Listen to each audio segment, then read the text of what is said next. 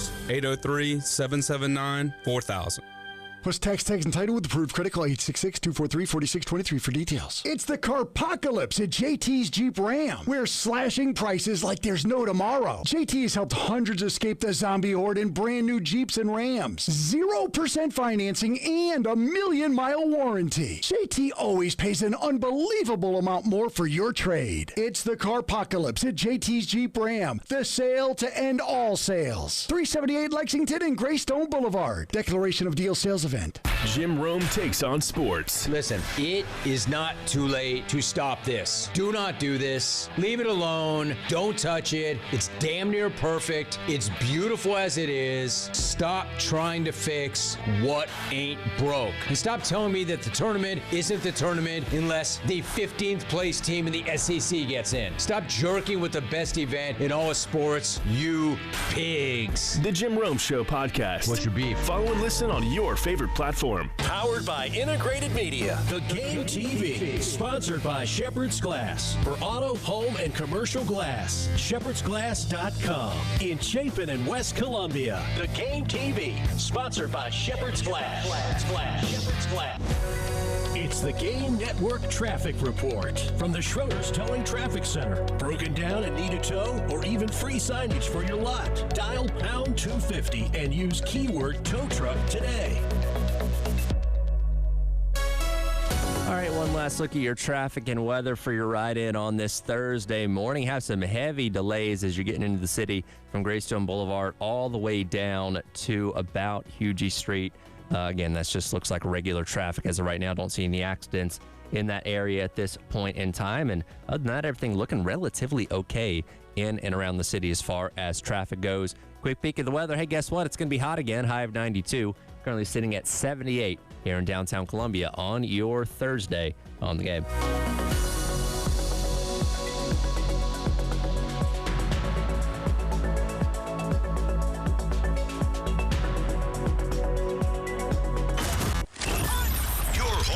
Gamecocks. 107.5 The Game. WNKT Eastover, Columbia. A Cumulus media station. The Extra Point with Tyler Head and Jack Veltri from Gamecock Central. Call or text 803-404-6100 on the Game Network and on 107.5 The Game app.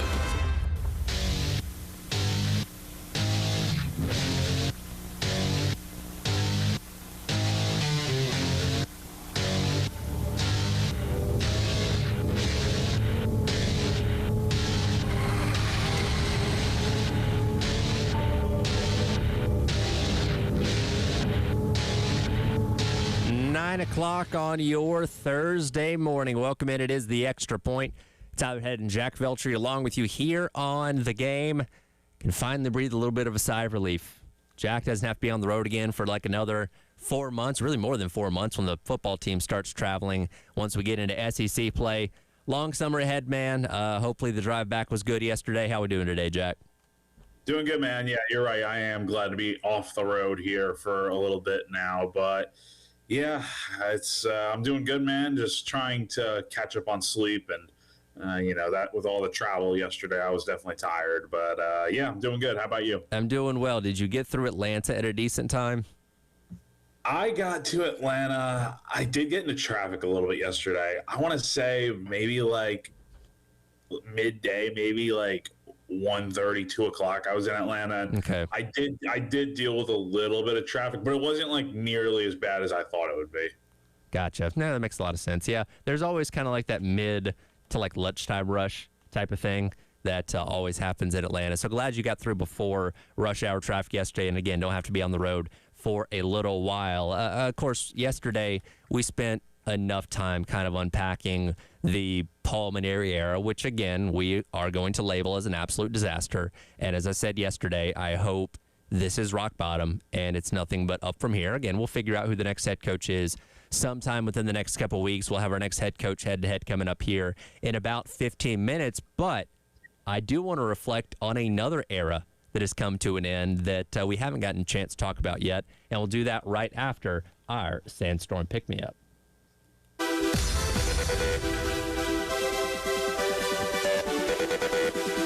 Time Time to get hyped. Here's your 9 a.m. Sandstorm, sponsored by George Sink Injury Lawyers. Just call all nines.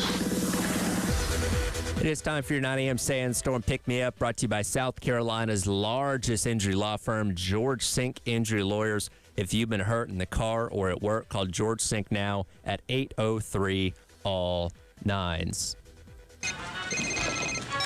Hello. Yeah, this head ball coach. He ran a what? Hey, I told you he could really go. Yeah, click clack.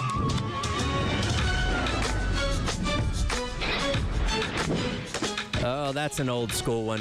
For those not familiar, that was the Under Armour commercial from way back when, featuring Steve Spurrier and the famous click clack that Wes and Chris remember fondly. Jack, you may have been too young to remember that one, but we have now come to an end to the Under Armour era at South Carolina. What Carolina did 2 days ago now, playing in the SEC tournament, was the last time a South Carolina athletic team will don Under Armour uniforms, as the Nike era will officially begin on July 1st. It's crazy that we're finally at that point. I mean, what, about a month and like 40 something days away from South Carolina becoming a Nike school. I mean, when we first heard about this, it's like, wow, this is some big news. And the fact that it's almost here, I'm just really hoping it's something different, right? Because I think if you're Nike, maybe in the first few years, but they've had time to prepare for this, I feel like, to where they can make their own impact felt almost right away. But I am hoping that's kind of what Nike is going to be able to do here, is make even better uniforms, but leave its own mark compared to the Under Armour era, which, depending on who you ask, they either love or don't like the Under Armour uniforms. Yeah, again, I've been here for 4 years, and I feel like the entire time I've been here, I've seen this fan base clamor for a different uniform provider. Of course, everybody was thrilled that it ended up being Nike when that deal was announced last summer, and again, will go into effect on July 1st. But it seems like people had soured on Under Armour a long time ago for a multitude of reasons. And Terry and I were talking about this a little bit earlier. Under Armour never really seemed to figure out the shoe game, which is more important in basketball. But in college sports in general, when you can't figure out shoes, then you're kind of dooming yourself, right? Because Nike obviously is elite in that category. Adidas has their stuff, and Under Armour just never kind of quite seemed to figure that part out. Yeah, no, not really at all. And, you know, they made so many uniform changes over the years to where I don't think it's going to be like for instance, the example that comes to mind for me, I think I mentioned it before, is Auburn, because when Auburn switched over to Nike, there were like minimal changes made to, you know, the uniforms for like football and whatnot. So, you know, I think with South Carolina, I think you can potentially keep some of the same stuff depending on what sport we're talking about here. Yeah. But as far as like football goes, like football's changed uniforms, it feels like multiple different times over the last decade and a half since like 2010. So it wouldn't be surprising at all if South Carolina has like a completely different looking uniform. I'm sure some things will remain the same, but I'm interested to see what Nike can do here. I really hope they go with something that's a little bit different from what we've seen lately. Yeah, for a school like Auburn that's traditionally always worn the exact same thing from a football standpoint, if they were to really change it up, I think there'd be some backlash from their fan base. Now, they have experimented with some things like different color face masks and that kind of stuff the past couple of years, but traditionally their uniforms have always been the same thing. Carolina's a little bit different, and when you look across all the sports teams here at South Carolina, there isn't one where you feel like, hey, what they wear is untouchable, right? And in fact, like basketball, baseball, we see a mix of different things. Now, yeah, would I like to see like the pinstripe uniform stay in baseball? Absolutely. Just, you know, give Nike the ability to keep those, and I think they probably will. I'm not expecting some kind of drastic overhaul, but a few little flares here and there I think would kind of be in line with what Nike traditionally likes to do when they take over a school and have the ability to change what they have uniform-wise. Like some things will remain the same. Like you said, like the baseball, I think, is probably one of the sports where I would not expect a ton of differences. I kind of hope they do change things up, though. I will be honest, those Dodger-inspired uniforms have not grown on me. I don't like them at all. So I kind of hope – I know that was like one of Nike or Under Armour's last kind of parting gifts technically. Like Yeah. Under Armour had some bad uniforms at the end of the stretch here. Like those uniforms weren't great. I gotta say, and this may be a unpopular take, I really did not like those silly looking black uniforms that the basketball team got for the Clemson game last year. I thought those things were hideous. Those that just feels like something you find on like the clearance rack at like a Walmart or something, you know, like, so there were definitely some big swings and misses with Under Armour, but there are also some good uniforms. Like I like the current football uniforms. I think they're pretty good, and that would not be a big issue. I think if Nike kind of just kept it rolling with that, I think they've got a good thing going there with that kind of uniform. But there's definitely some uniforms where it's like, yeah, they could definitely, Nike could definitely do a much better job than Under Armour could. Yeah, I forgot about the black uniforms for the Clemson game that had the palmetto tree on the shorts, and yeah, it just kind of seemed like, and it almost felt like the numbers were smaller on the jersey too. It felt low effort. It's so plain. Like Yeah. I think if I'm remembering it correctly, it's just Carolina across the chest, no script or anything like the women's team got. Which is a much better uniform, by the way. It's just, you know, the block letters, and then it's a small number, and then you get the palmetto tree on the side. It's just so simplicity can be good, Sure. but it can also be very boring. And Yeah. I think in that case, they had much more boring uniforms there. Well, again, then everybody will be outfitted in Nike starting July 1st through the next, I forget how long that deal runs, but it's going to be a long time. But I went back and compiled the numbers on what exactly the Under Armour era was for the four respective sports teams that we typically cover here. For football, in 21 seasons, they went to 15 bowl games. They had 3 11-win seasons and, of course, won the SEC East title back in 2010. For baseball, 21 seasons, 15 NCAA tournament appearances, 1 SEC regular season championship, and 3 College World Series appearances with 2 national championships, of course, in 2010 and 2011. Men's basketball, not as many things. 2 NCAA tournament appearances, though one was a Final Four. And, of course, the winner of all this, women's basketball, 21 seasons, 14 NCAA tournament appearances, all those in the Dawn Staley era, 10 SEC regular season titles, 9 SEC tournament titles, 8 Final Fours, and, of course, 3 national championships. I mean, that's great. It's a lot of success, but I don't think a uniform necessarily, you know, translates to success. You got to go out there on the court or floor or field and do it.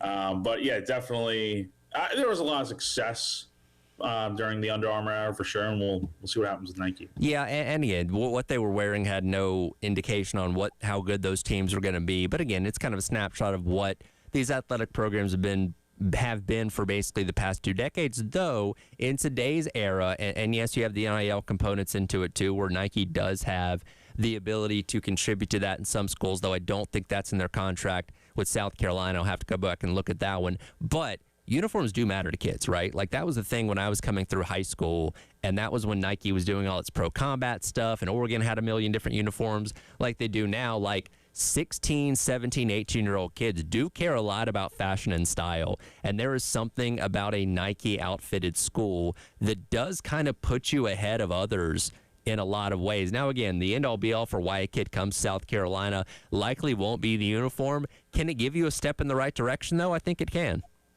I mean, yeah, potentially. I think you will definitely, it would not surprise me at all if you saw more, you know, good things happening in recruiting when you're a Nike school. I just feel like, no disrespect to Under Armour, but definitely just not on the same level when it comes to Nike. And I think that's probably part of why South Carolina made the change, you know, besides the fact that it might just be a better outfitter and better partner for them.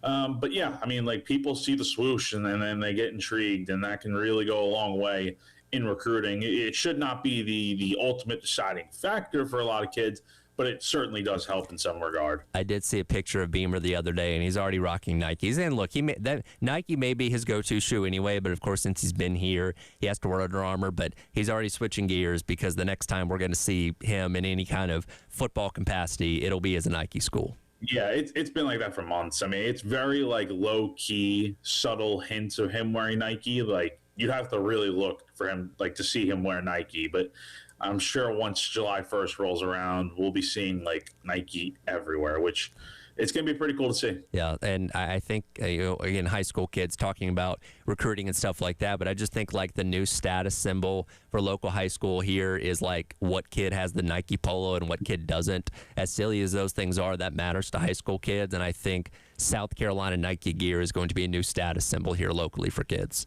Yeah, it'll be pretty cool to see what Nike can do here. I just hope they kind of do their own thing and kind of leave their own mark, kind of like Under Armour did.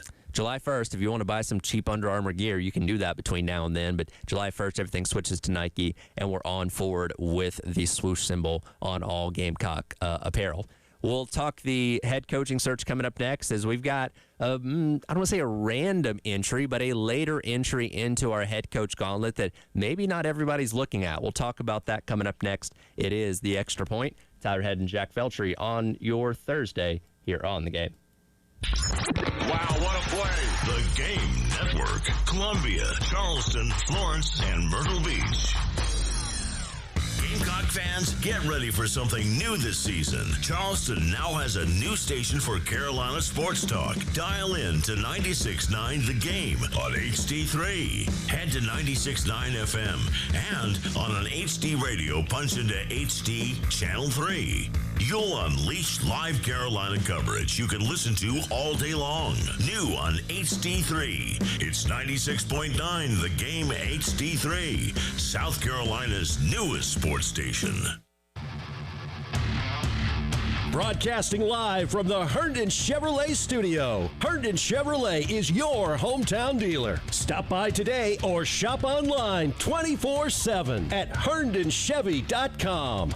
Get Memorial Day savings all month long at Herndon Chevrolet. Save up to $11,000 off new trucks. Plus, great deals on SUVs and a huge selection ready to drive home today. Shop HerndonChevy.com or stop by, and together, let's drive. Herndon Chevrolet, Herndon makes you wanna smile.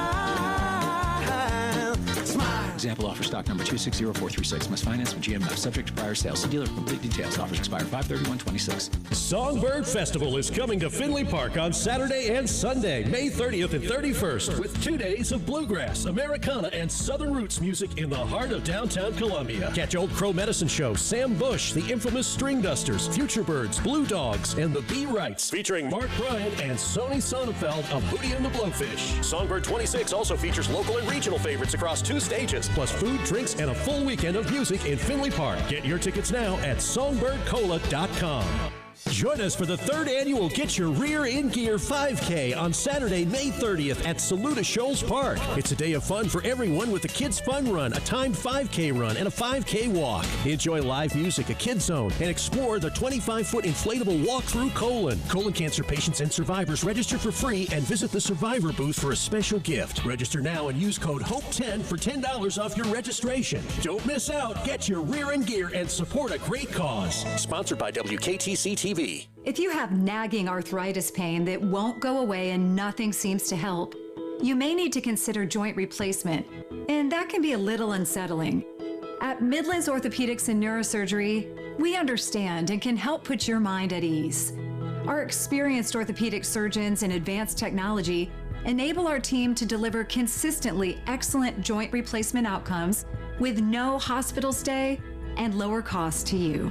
Midlands Orthopedics and Neurosurgery. Want to unlock the power of athlete marketing to grow your business? Garnet Trust has recently launched a business membership program, making it easier than ever for your business to work directly with the USC student athlete. Visit garnettrust.com today or call 803-250-1765 to see your business boom. Get ready, Columbia. The Haven Harley-Davidson Birthday Bash is happening May 30th, and you're invited to the party. We're celebrating with live music, food, free drinks, biker games, and raffles all day long. It's the biggest birthday on 2 wheels. While you're there, check out the new 2025 Street Glide Ultra, available with $0 down, 2.99% APR for 36 months, plus up to $2,000 in customer cash on select models. Discover more at 866-768-5095 or at thehavenharley.com. How can I help you? Live agent! Stop talking to robots and start talking to Cumulus Digital. Get help from a real digital marketing expert who knows your streets and neighbors. Go to cumulusdigital.com, fill out the form, and connect to a real person. If you have IRS tax problems, it can seem like a vicious cycle that never ends, year after year. Just getting the mail can be stressful and overwhelming.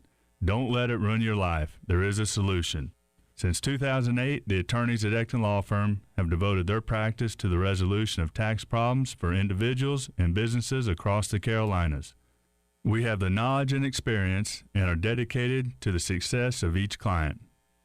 We are local attorneys with local solutions. At the free initial consultation, we'll listen to your concerns, your goals, and explain the systematic process we use in solving your tax problem. From that initial meeting, you'll see there is a solution. We're dedicated to improving your life by solving your tax problems. If we sound like someone you want to work with, take that first step. Give us a call at 803-771-9800 or go to ectonlawfirm.com. You'll be glad you did.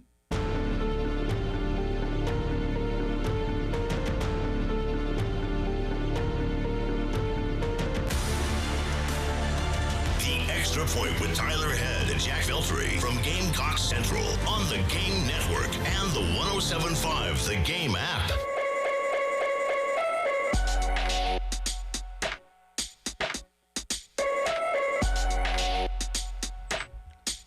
All right, welcome back in. It is the Extra Point. Tyler Head and Jack Veltri with you here on your Thursday on the Game.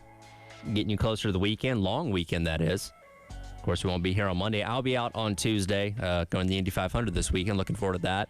I'll be back on Wednesday, and I don't think we're going to be any closer to – I guess we'll be closer to hiring a head coach by then, but I don't think we're going to have any answers for a couple more weeks. Jack, yesterday you put out your Hot Board 1.0. Of course, you put one out right after Paul Mainieri and South Carolina parted ways. A lot of the same type of names on this list, but a little bit more insight into where those respective coaches are now that we've seen basically the second half of the season play out.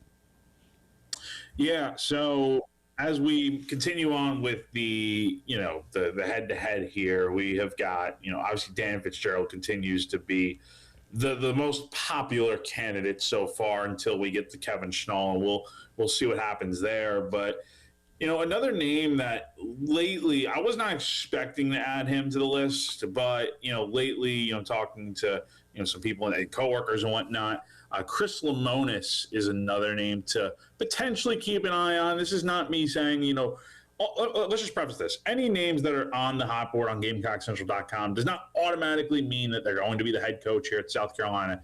It's just, again, more options of guys that whether they love to be the coach here or whether they make the right fit, or maybe they're not the right fit, who knows. But the guys on the list are just potential options for South Carolina. It doesn't mean they're necessarily going to be the coach, but Lemonis is an interesting guy here as we get the head-to-head here with him and Fitzgerald.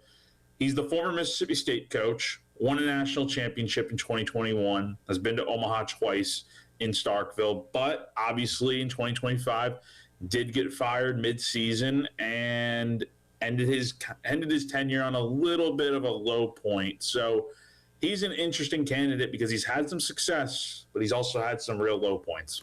Yeah, he's an interesting candidate, and prior to being at Mississippi State, he was in Indiana, and that's not exactly a school with a rich baseball tradition, I believe. Got them to 3 regionals in 4 years, which by Indiana standards, that's probably pretty good, which allowed him the opportunity to get the Mississippi State job. And he is truly a victim of having success too early, I feel like, because in his year number 1, he goes there and they go to the College World Series. There's no College World Series in 2020 because of the pandemic, of course. And then after that, in 2021, they go to the College World Series and win the whole thing. So effectively, in his first 2 years where there was a postseason available, he goes to and then wins the College World Series, which is going to set the standard and astronomically high for the years following that. And in the 3 seasons after that, he misses the tournament twice. They make it in 2024, and they were off to an awful start in 2025, which is why they ultimately decided to make the move. But Mississippi State is a program that has a high standard that even if you win a national championship, if you're not following up those results with being consistently good after that, then they're going to let you go, and that's exactly what happened. Yeah, the year after the national championship in 21, the next few seasons in 22, 26-30, 23, 27, and 26. Honestly, he probably should have just been let go after that. But you give him the benefit of the doubt because he had some really good – I mean, his first 2 seasons – I'm not including 2020 here. His first 2 seasons in 19 and 21, like you said, Tyler, were just tremendous with 50-plus win years. 24 was a bounce-back year. They made it to a regional, 40 wins, good season for them. And even last year, I think Mississippi State, eventually they did turn it around. But, again, that was pretty much after Lemonis was gone. I think you could have kept him on to the end of the season. But the move obviously worked out because Justin Parker stepped in as the interim, and they got, to the postseason after he was let go. So, he's done a lot of good in his coaching career. He was at Indiana for a handful of years, for 4 years, got to a regional 3 times, so only missed the postseason once. And he was doing that in Bloomington, which I think is a little bit more impressive there, just compared to, it's very impressive what he did at Indiana. Obviously not so much as winning a national championship, but still pretty good overall. The other thing to note here with Lemonis that is interesting is that he does have plenty of ties to South Carolina, just the state in general. He grew up in Myrtle Beach.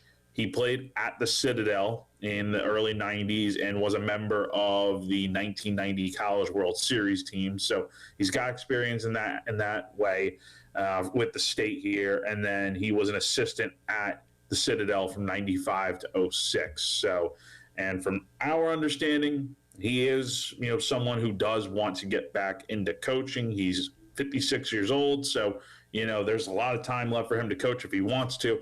But I can't help but feel like and think this: if you hire Chris Lemonis, it would just feel vaguely similar to the last coaching hire you made. Think about it: a guy that won a national championship. I guess kind of at the start of the NIL transfer portal era, so a little bit different in that way.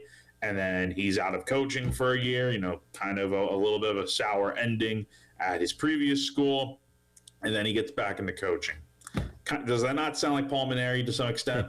It would be very similar. Now, again, there's at least the recency of, okay, he was coaching something halfway through last year. It's not like he's taken the past 3 or 4 years off and was in true retirement. So you have a better gauge of him understanding today's game of baseball better than Mainieri. But I do think it's worth noting because, again, we mentioned after the 2021 College World Series is when the fall off happened. NIL went live in the summer of 2021, like literally days after he ends up winning this national championship. And in the years since, in the NIL era, so 2022 all the way to when he was fired halfway through the 2025 season, he was 17 games under 500 in SEC play, went 42-69. So I don't know what it is, and we could probably talk to our guy that we had from Mississippi State that talked to us the other week before Carolina played them in their series there. Like, there clearly is a distinction of Lemonis before and after the NIL era where things started going south once players were being able to be compensated for being on your team. And that's something I can't overlook because, again, we just experienced that with Paul Mainieri. Now, I will say Chris Lemonis is a very good recruiter. You look at this Mississippi State team currently, sure, a lot of these guys are from Brian O'Connor's team at Virginia, and some of these guys are recruited by him. But there's a lot of Lemonis talent on this Mississippi State team, like Noah Sullivan, Ace Reese. Like, there's some real – Garrick Fry. Like, there's some real good talent in Starkville that Lemonis recruited. So he's done a good job from a recruiting standpoint. And that would help for sure. Like, I don't know what he ultimately wants to do. I mean, again, we know he wants to get back into coaching. Is that head coaching? Is that, being an assistant again? I mean, I don't know exactly, but, maybe, I don't know.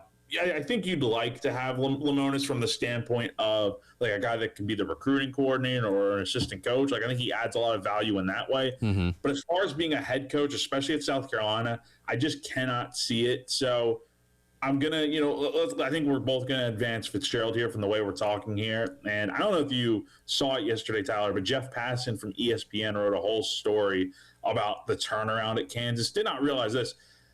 Kansas has had so many JUCO players on its roster this year. Like, they are making it work with a roster that surprisingly doing very well this year. So I think it just makes it even more impressive the things that he's doing out there in Kansas with, a roster that probably isn't, as good as some of the other ones around the country. And look, it doesn't surprise me to hear that, because I think you just look at what he's being paid even after a contract extension, which isn't into the 7 figures. I imagine their resources and what they can spend in NIL pales in comparison to South Carolina. So he is definitely doing a lot more with a lot less out there. And by the way, if you want to watch them in action, if you haven't gotten a chance to watch Kansas baseball at all this season, they're playing in their first game of the Big 12 tournament later on today at 12:30. You can watch that on ESPNU. They are the number 1 seed after, of course, winning the regular season title there. So you can watch them and see there. Also, Coastal Carolina facing elimination today, coming up in about 30 minutes as they take on Appalachian State, as they lost to Louisiana yesterday in a wild game that had delays and like 23 runs scored out there in the Sun Belt tournament. Yeah, it's going to be interesting to see. Coastal's kind of gone through this little bit of a slide lately. They're 3-7 in their last 10 games. I know they've dealt with a ton of injuries this year, but when you see that, it's kind of like, ooh, is something going on there? Is Schnall's head not completely in the game? I'm not saying that's the case, and I don't think that's the case. I just think Coastal's not playing some great baseball right now, which happens. But the reality here is for the Chanticleers, they are definitely not hosting a regional at this point. They're going to have to go on the road probably, and that's going to make it a little bit – if you're a Gamecock fan, it's probably what you want, because that means the season may end a little bit earlier for Coastal, but we'll see. Well, Dan Fitzgerald's going to advance past Chris Lamotis, and tomorrow we'll have our finale of our head coaching head-to-head gauntlet, where Dan Fitzgerald will indeed go head-to-head with Kevin Schnall. We will decide who we think the best option for South Carolina to hire as head coach is, with those two guys that have kind of emerged as maybe like candidates number 1 and number 2 based on what you guys have heard and reported on these past couple weeks? I would say, yeah. I would say they're definitely – I don't think you could put them in any particular order. I think it's a 1A, 1B sort of situation here. Those two are definitely the best candidates, and then you have everyone else kind of after that. We will compare them tomorrow and see what we think is the best option for South Carolina going forward as their head baseball coach. We'll continue on with the Extra Point coming up next. Talk some professional headlines, including Aaron Rodgers' announcement. That's coming up next. It is the Extra Point. Tyler Head and Jack Veltri on your Thursday on The Game. South Carolina men's head basketball coach Lamont Paris is coming back next year, and Coach Paris has to fill out his roster, so the transfer portal will be vital to success in 2026-27. All this isn't about just NIL. I think there are a lot of components to putting a team together. How do pieces fit together? What does a player play? The fashion and style of ball that you would like roles are important. And the game will dig into every player. Even what they ate in elementary school. On your home of everything Gamecocks. 107.5 The Game. And The Game Network. All my sports. The Game Network. 107.5 The Game in Columbia. 96.9 The Game in Charleston. 100.3 The Game in Myrtle Beach. And 100.5 The Game in Florence. When you're craving scratch-made food, 29-degree draft beer, and the best seat in the house for every game, there's only one place to go: Twin Peaks. From juicy burgers and smoked in-house wings to ice-cold brews served by the friendliest team around, Twin Peaks is your ultimate sports lodge. Wall-to-wall TVs mean you never miss a moment. So grab your crew and head to Twin Peaks, where the views are great, the food hits hard, and the beer is always colder than your ex's heart. Twin Peaks. Eats, drinks, scenic views. Hey guys, it's Jay Phillips for the Men's Clinic. You're not feeling like yourself as you get older? You're wondering why? Don't wait for it to change or go away. Instead, see Dr. Dan Balknight and his team at the Men's Clinic. You'll have a one-on-one consultation that gets to the root of the issues and gets you back to feeling like you used to. No such thing as a one-size-fits-all treatment at the Men's Clinic. Call them up for a free consultation, 803-875-MENS, and learn more online at themensclinicsc.com. Hendrick. Why shop for a Chevy or GMC the way you always have? Shop the nation's #1 dealer group, Hendrick Chevrolet and Hendrick GMC. Buy now, but make no payments for 3 months. Experience the Hendrick difference. With approved credit, see dealer for details. Elijah Campbell here from 107.5 The Game, and spring cleaning is in full swing. And if you're hosting graduation parties or family get-togethers, Zero Res can help you get your home ready. Get carpets cleaned for just $35 per room and stairs for only $35. 50% off the standard price, plus take $50 off air duct cleaning, all by mentioning 1075 The Game. No soap, no residue, no harsh chemicals, just a deeper clean that lasts longer. Appointments are filling fast. Visit ZeroResColumbia.com to book today. I'm Jason Reynolds. You may wonder if you're better off hiring a big corporate law firm with hundreds of lawyers, or should you go local? I'm Stephen Samuels. With the Samuels Reynolds Law Firm, you get me, or Jason, or Michael, or David. You have your own lawyer who can go toe-to-toe with anybody from big law to big insurance. Here's how you know. Call 803-779-4000. You won't get a robot. You'll get Abby or one of our other wonderful people taking your call. Samuels Reynolds. True injuries, true lawyers. If mosquitoes have already taken over your yard, now is the time to act. Hi, I'm Melanie. And I'm Glenn from Modern Exterminating. Modern Exterminating's mosquito reduction program helps cut down mosquito activity so you can enjoy your backyard, porch, and patio again. Don't wait until they get worse. The sooner you start, the more protection you'll have all season long. Contact Modern Exterminating at pestfreesc.com. We're proud to be local and have protected South Carolina's homes since 1955. That's Modern Exterminating, pestfreesc.com. Mike Rowe here with another random fact. Those cracks on your walls aren't just cosmetic. They could mean your home is sinking. Whether it's drywall cracks, exterior cracks, or sticking doors or windows, do yourself a favor, call Groundworks. I spent some time working with these guys, and they're the real deal. Their people are trained and certified to stabilize your foundation. Mount Valley Foundation Services is now Groundworks. Schedule a free inspection. Licensed in all states where work is performed. See website for details. Discover the Griffin difference. Griffin Pools and Spas is your headquarters for family fun and outside enjoyment. We offer Latham fiberglass pools, Imperial vinyl pools, above ground pools, spas by Bullfrog, Marquee, Tropic Season Generations, and Swim Spas, the Big Green Egg, all things Yeti and Turtlebox Gen 3, Ranger, and Grande Bluetooth speakers. We sell fun. Come see us and get summer ready today. Discover the Griffin difference. Family owned and operated for 50 years. Griffin Pools and Spas. We make you feel good. At Herndon Chevrolet, there's no need to wait a week for service. Our full team of technicians is ready to get your vehicle checked the same day. From oil changes to major repairs, we're here to keep you moving with expert care you can count on every time. Fast appointments, trusted repairs, convenient service, and a friendly team ready to help you. Only at Herndon Chevrolet. Herndon Chevrolet. Herndon makes you wanna smile. Extra point. And the kick is good! With Tyler Head and Jack Veltri from Gamecock Central. On the Game Network, the 107.5, the Game app, and the Game TV radio on YouTube.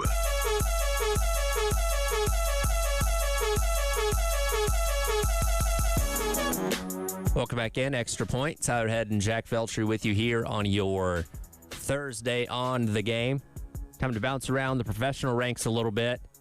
Unfortunately, Jack didn't go 3 for 3 with overtime games in the NBA Conference Finals, though last night did deliver with another fun-spirited game between the Thunder and the Spurs. Thunder ended up picking up the 122-113 win to avoid falling 0-2 at home and get their lick back from what happened the other day, and kept Wembanyama a little bit more in check last night. I mean, Wembanyama still had a great game, but for his standards of what he did in game one, you basically slice his numbers in half. So he had 21 points, 17 rebounds, and 6 assists. Still a really good performance for Victor, but at the end of the day, he had 41 points the other night and like 24 rebounds. So you slice those numbers up, that's pretty good, all things considered. And I think it made a difference because you did force the ball into the Thunder did force the ball into other people's hands, and still, I mean, there were some really good performances, like Stephon Castle, who had, I think it was him who had that crazy dunk on, I can't remember who it was, but it was that crazy dunk in the middle of the game. He had 25 points. I mean, Devin Vassell, 22 points. So the Spurs got some good performances, and Wembanyama played good, but not as good as he did the other night. And Chet Holmgren was okay, nothing too crazy there, but SGA. Really good MVP type of performance, 30 points, 9 assists, 12 of 24 from the floor. Didn't hit a 3, but again, that's the SGA you kind of want when you're trying to win a game like this. Well, that was the thing the other day is, SGA gets the MVP award presented to him before game number 1, and many people think that's what fueled Wembanyama to go out there and play out of his mind the way that he did. And SGA didn't look as good, but more of a standard what you expect out of him last night. And look, I think we thought this was going to be a very competitive series, though when the Spurs come in and take game number 1 from OKC, if the Thunder fell down 2-0, had the Thunder won last night, then you start getting a little bit worried. Now it's an even series, and again, I think this still ultimately falls in the favor of OKC because again, they've just looked like the better team throughout the playoffs so far. But even in the loss last night, I mean, the Spurs made it a 5-point game with about a minute and a half left to go before the Thunder were able to tack on those last couple points. It's going to be nip and tuck all the way through for the rest of the series. I think this is going to go 7 games. I just see this being a really brutal series in a lot of ways where it's just going to be, both teams throwing punches. And at some point, it's going to get to a game 7, I think. And I think at the end of the day, it's just going to come down to it's Wembanyama versus the Thunder. Like, which MVP type of player is going to do more when it matters most, I think, is the big question here. Is it going to be Wembanyama or is it going to be SGA? And I think that will ultimately determine the series at the end of the day. It's also worth noting last night, J-Dub, the other Jalen Williams, for the Oklahoma City Thunder, did leave the game with a hamstring issue that's kind of plagued him through the playoffs so far. I think I heard on SportsCenter this morning he's getting an MRI to further evaluate that, but obviously a very important piece of what Oklahoma City does. That and I know he's missed some games already, but in a series like this, you would love to have him for every single game. Yeah, you really would love to have him out there. So, I mean, it was critical for the Thunder to get this series tied up at a game apiece, but I think the Spurs got the job done at the very least of winning a game. You had to steal a game out there in Oklahoma City. You did that. Now you're going back home to San Antonio for the next 2 games. This is really going to be pivotal here for the Spurs to try and control this series moving forward. Tonight, game number 2 of the Eastern Conference Finals with the Cavs and the Knicks. And the question is, what's the mindset of the Cavs after blowing that lead to the Knicks the other night where they could have gone up 1-0 in New York City? Now they're down a game and all the momentum on the Knicks side. Yeah, that's the thing is that you blow a huge lead like that and you have a game like that, that could really be a dagger. But the good thing is, if there's any silver lining, it was just game 1. So you still got the entire series left to go. But you don't want to be heading back to Cleveland down 2-0. Or down 0-2. That's something you don't want there. So, the Knicks are rolling right now. They have played really good basketball this postseason. They've just been dominating the teams they've been playing. But for the Cavs, they've got to find a way to take a game here. And, it's going to be easier said than done considering the Knicks have all the momentum right now. So that's what's going on in the NBA. And yesterday in the NFL, we learned the fate of Aaron Rodgers in the upcoming season. Really appreciate the opportunity to come in last year and love my experience with him. And, I thought when he said he was stepping away, that was an emotional moment just because we all love him so much and care about him. And, I thought that that was probably it for me in Pittsburgh. But when the decision was made to hire Mike, I started opening my mind back up to coming back. Could be your last year. Do you even think of that right now? Yes. This is it, yeah. So Aaron Rodgers yesterday in his presser up there in Pittsburgh after announcing he was going to play this upcoming season a few days ago, basically saying, yeah, this is it. This is going to be my final year. Again, he'll turn 43 in December before the season comes to an end. My question, Jack, do we believe him? I do. He's 42. He's going to be 43 in December. I think this is it. I think he would have retired if Mike McCarthy hadn't been hired. I think that's probably one of the only reasons, like you kind of mentioned there, like why he's back for this season, because he's accomplished everything he's needed to in his NFL career. He's put together the Hall of Fame resume already. Like he's going to be Canton bound whenever he decides to hang it up. But, I think for the Steelers, we talked about it last week, Tyler. I don't really understand why they kind of have seemingly put most of their eggs in the Rodgers basket of waiting for him to make a decision when maybe it's time to turn the keys over to one of these young guys like a Will Howard who was in the system for a year last year and spent his rookie season learning behind Rodgers. We've seen guys like that, learn from the old veteran, and then they turn out to be really good players when they get their chance. But I don't think we're going to find that out this year, because assuming Rodgers can stay healthy, I mean, he'll be the Steelers' starting quarterback throughout the entire year. So I think this is a move. You're trying to go on a run here. But for the Steelers, I feel like the ceiling for them at best is probably just making the playoffs. I mean, they haven't won a playoff game in years at this point, going back to under Tomlin. And it was the 2016 season. Yeah, I just don't know if McCarthy is going to be the guy to get them to the top. And I certainly don't feel like Aaron Rodgers is the quarterback that is going to be leading them moving, to the promised land. Now, that said, are they better off with Rodgers compared to basically, two young quarterbacks and Mason Rudolph? Yeah, sure. You take Aaron Rodgers over those guys any day. But at the same time, he's very old. The last time we saw him play in that wild card game did not look good. I just wonder how much he has left in the tank. He's shown flashes at times last year. We saw that for sure. There were some great games in there.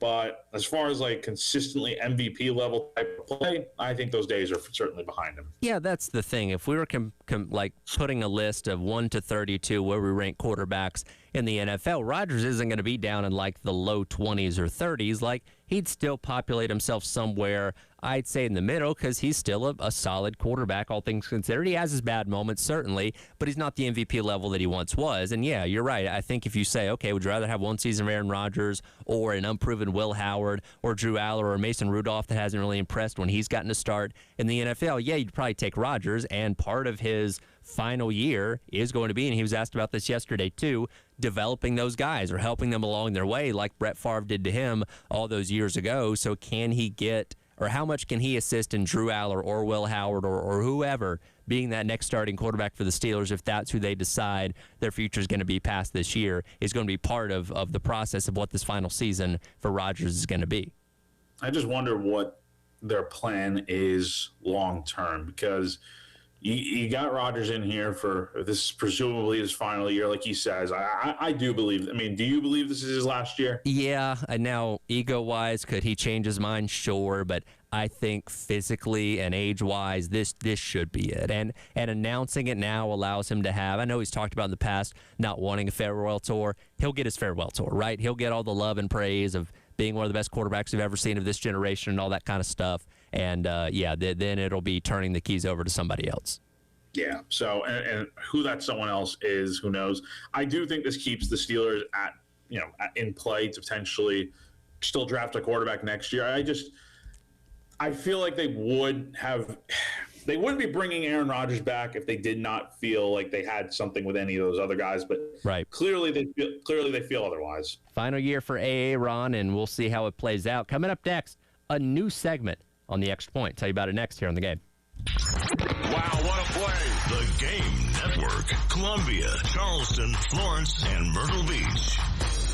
This is Bill Gunner with 107.5 The Game and The Game Network. If you run a diner, bakery, coffee shop, burger joint, pizza spot, or that hidden gem everybody should know about, how would you like to get the word out about your business without spending a dime? Well, we got you.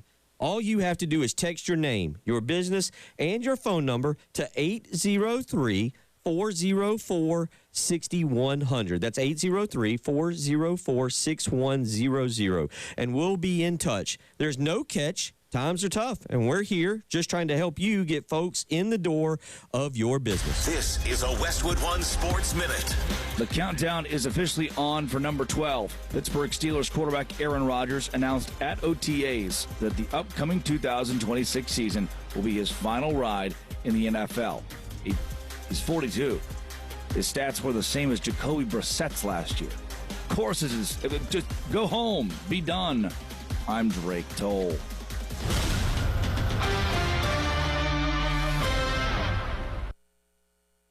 In a world in need of a hero, one man rises to the challenge in style. He is Just driving the kids to soccer practice. Make every day feel epic in the all-new Hyundai Palisade Hybrid with up to an EPA estimated 619 miles of range on select trims, advanced tech, and class-leading interior space. Visit HyundaiUSA.com or call 562-314-4603 for more details. And hey, come on, no cleats on the seats. Get in the zone, AutoZone. Welcome to Markdowns for Miles at AutoZone. Got any markdowns on brakes? We mark Duralast brake pads down to free. Free Duralast brake pads? When you buy 2 rotors. Can I get Duralast Gold pads for free? With 2 Duralast Gold rotors, and there's a lifetime warranty on brake pads. That's a huge markdown for like so many miles. Save on brakes and more during Markdowns for Miles at AutoZone.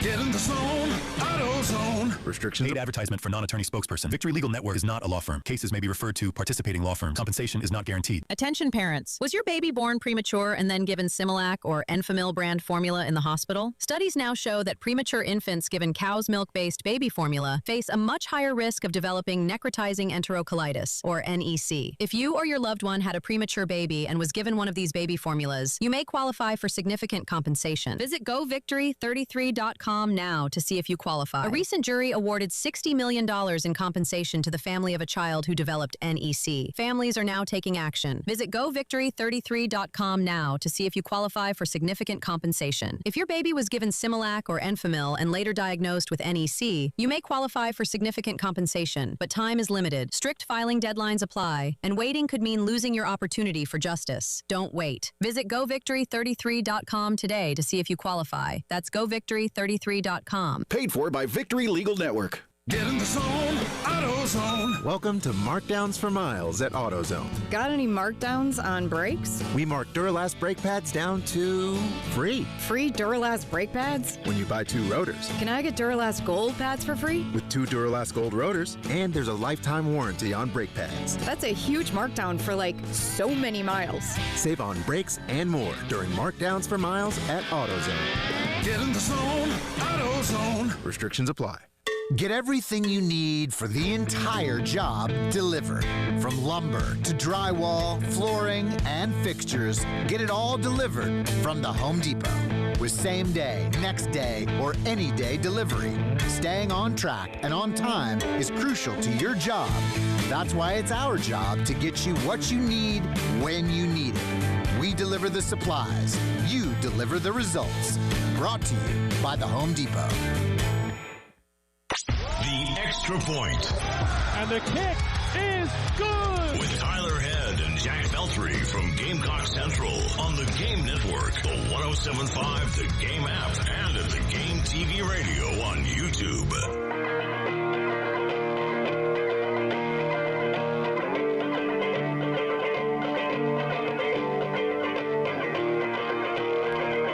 All right, welcome back in. It is the Extra Point. Tyler Head and Jack Feltry wrapping up hour number 1 here on your Thursday on the Game. And Jack, as we move away from obviously Gamecock sports that we're able to cover, and we're going to be doing just a lot of previewing and predicting this upcoming summer, allows us the ability to, I think, have a little bit more fun, which is why I'm happy to introduce a brand new segment that you and I are going to be using as much as we possibly can. It just kind of depends on what content pops up. But that segment is called Shut Up! Ha ha ha, shut up. Where when we come across a ridiculous, stupid, or outright outrageous quote from somebody, we're going to talk about it. And today, I don't have the audio of it because this was just from the written medium. But our first candidate for ha ha ha, shut up comes from Big Ten spring meetings out in California, notably the heart of Big Ten country. Brett Bielema was asked about his thoughts on the expansion of the college football playoff. And in talking to On3, he had this to say. Personally, I would love to see as many teams included as humanly possible. It can't go to 64. I'm not talking about that. I think somebody floated 32 last year or something like that. Brett Bielema. Shut up! We're already doing this 24-team dance. I don't need anybody suggesting anything more than that. 24 is bad enough. 32, 64, no. We don't even need to go past 16. Brett Bielema, please be quiet. Yeah.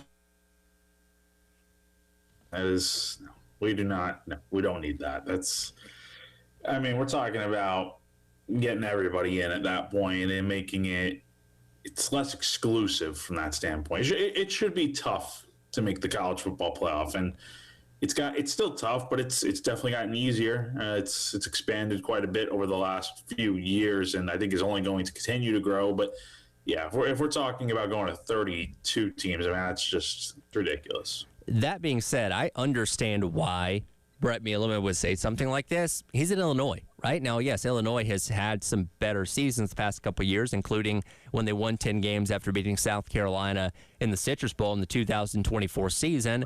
But if I'm Brett Bielema and I look at a 24 or even a 32-team playoff, I know that's something that I'm going to have access to pretty much every single year. Like if you're at Illinois, much like at South Carolina, if you go 8-4 in the Big Ten, you're probably in the playoff every single year. That's job security.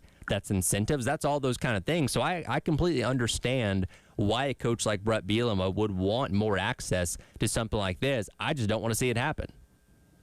Yeah, no, I mean, I don't think we need to get to that point. If you want to move to 16, fine. But 24, that's I might be pushing it for a lot of folks.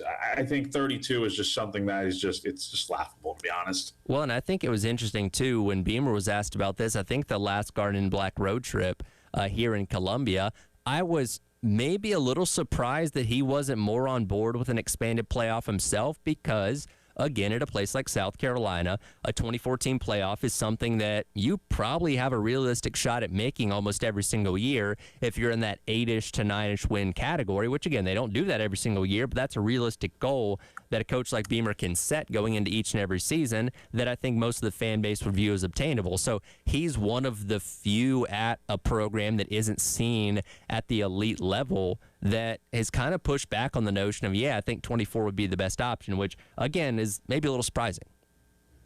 Yeah, definitely. It's just, I think there needs to be a cap on this thing. We can't continue to just expand because then you're talking about getting teams in that really don't deserve to be in. And I feel like if we ever went to 32, hypothetically, you're just talking about a lot of games that are non-competitive. And I don't think you need that. I think you need the playoff to be competitive games throughout. It's better for business. It's better for TV in that respect. And you're not having to worry about, getting teams in that. Do they really deserve to be in? Does the 32nd best team in the country really deserve to be in? Because at that point, you're talking about a team with potentially like 4, maybe 5 losses, depending on which team it is. Yeah, well, yeah. At that point, why don't we just let everybody in, right? We have 138 teams now in Division I. Let's make a 138 team bracket.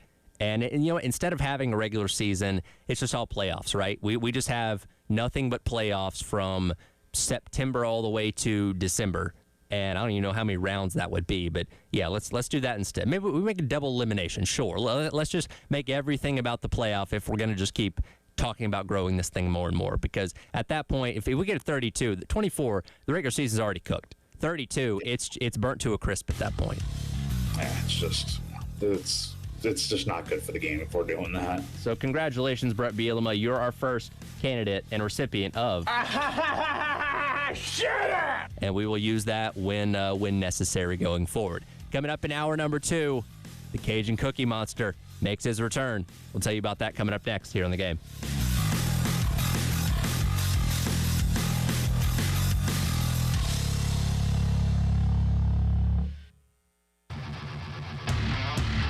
Broadcasting live from the Herndon Chevrolet studio. Herndon Chevrolet is your hometown dealer. Stop by today or shop online 24/7 at herndonchevy.com. Are you a small business owner, a church, or other entity in need of a new HVAC system? Well, AAA Heating and Air has exciting news for you then. AAA now offers financing to qualified organizations to aid them in installing a new light commercial HVAC system. It's as easy as calling AAA Heating and Air for a quote or finding them online at callAAAtoday.com. Tell them Jack from 107.5 The Game sent you. At AAA Heating and Air, they've got your back. They're offering up to 12-month payment plans on repairs with no credit check required. That's right. No need to worry about your credit score in this case. As long as you're a homeowner with a valid bank account, you'll be good to go. So take control of your comfort today by giving a call to AAA Heating and Air at 803-677-1500. Again, the number to call AAA is 803-677-1500. Give them a call today and breathe easy again. Why does Progressive help support truckers? Because truckers unite the world. Truckers unite whistles and lifeguards. Truckers unite fitness devices with people who don't exercise. Truckers unite your aunt with those live, laugh, love signs. But truckers can't do any of this if they're not on the road. That's why Progressive helps safe truckers save an average of $6,181 when they elect to share their ELD data with us. Get a quote at progressivecommercial.com. Progressive Casualty Insurance Company and Affiliates. 2025 National Average Safe Driver Enrollment Discount Savings for new Progressive customers exclude mandatory program participants. Not available in all states. Driving data could increase or decrease premiums at renewal. I know that hiring can be challenging. You need someone to match your role perfectly. Well, now you can meet them fast on ZipRecruiter. Build your team, build it sooner. Meet your match on ZipRecruiter. Just head to ZipRecruiter.com/free right now to try it for free. That's ZipRecruiter.com/free. Meet your match on ZipRecruiter. Try it free. Hey guys, it's Jay Phillips for the Men's Clinic. You know, too often guys will not go to the doctor when they're feeling off, whether it's because they think they can tough it out or because they don't want to talk about it. Don't be that guy. Get to feeling better after you see Dr. Dan Balknight and his team at the Men's Clinic. They are experts in healthcare for men, and they're dedicated to making you feel like yourself again. Call them up for a free consultation, 803-875-MENS, and learn more online at themensclinicsc.com. Hey, this is Jen Jensen for CHW Cabinetry. My family is using CHW Cabinetry, and they are fantastic to work with. They make sure you're satisfied with every step of the process. Not only do their photorealistic renderings show exactly what your new space will look like, their job site guarantees everyone is on the same page, literally. Experience the CHW difference for yourself. Go to chwcabinetry.com to see more, or call them at 803-520-6837 and be sure to tell them Jen Jensen sent you. CHW Cabinetry, passion from inspiration to installation. Hendrick. Why shop for a Chevy or GMC the way you always have when there's a better way? Shop the nation's #1 dealer group, Hendrick Chevrolet and Hendrick GMC. Thousands of car buyers across Columbia have switched to Hendrick for a larger selection, better pricing, and an easier buying experience. Plus, buy now but make no payments for 3 months. You don't have to shop the old way anymore. Experience the Hendrick difference. With approved credit, see dealer for details. Need a roof? Trust Crescent Construction. With over 20,000 roofs installed and counting, they've got the experience you need. They specialize in residential roofing, commercial roofing, and general contracting. Visit CrescentCarolina.com today for free estimates and free inspections. That's right, no cost, no commitment. Crescent Construction, quality you can count on. For all your roofing and construction needs, visit CrescentCarolina.com now.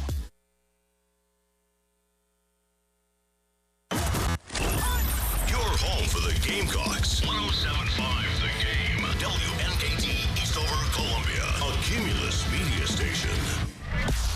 The Garnet Trust Hour with Chris Clark, Wes Mitchell, and Tyler Head. Sponsored by Krantz Heating and Cooling. On the Game Network and the 107.5 The Game app.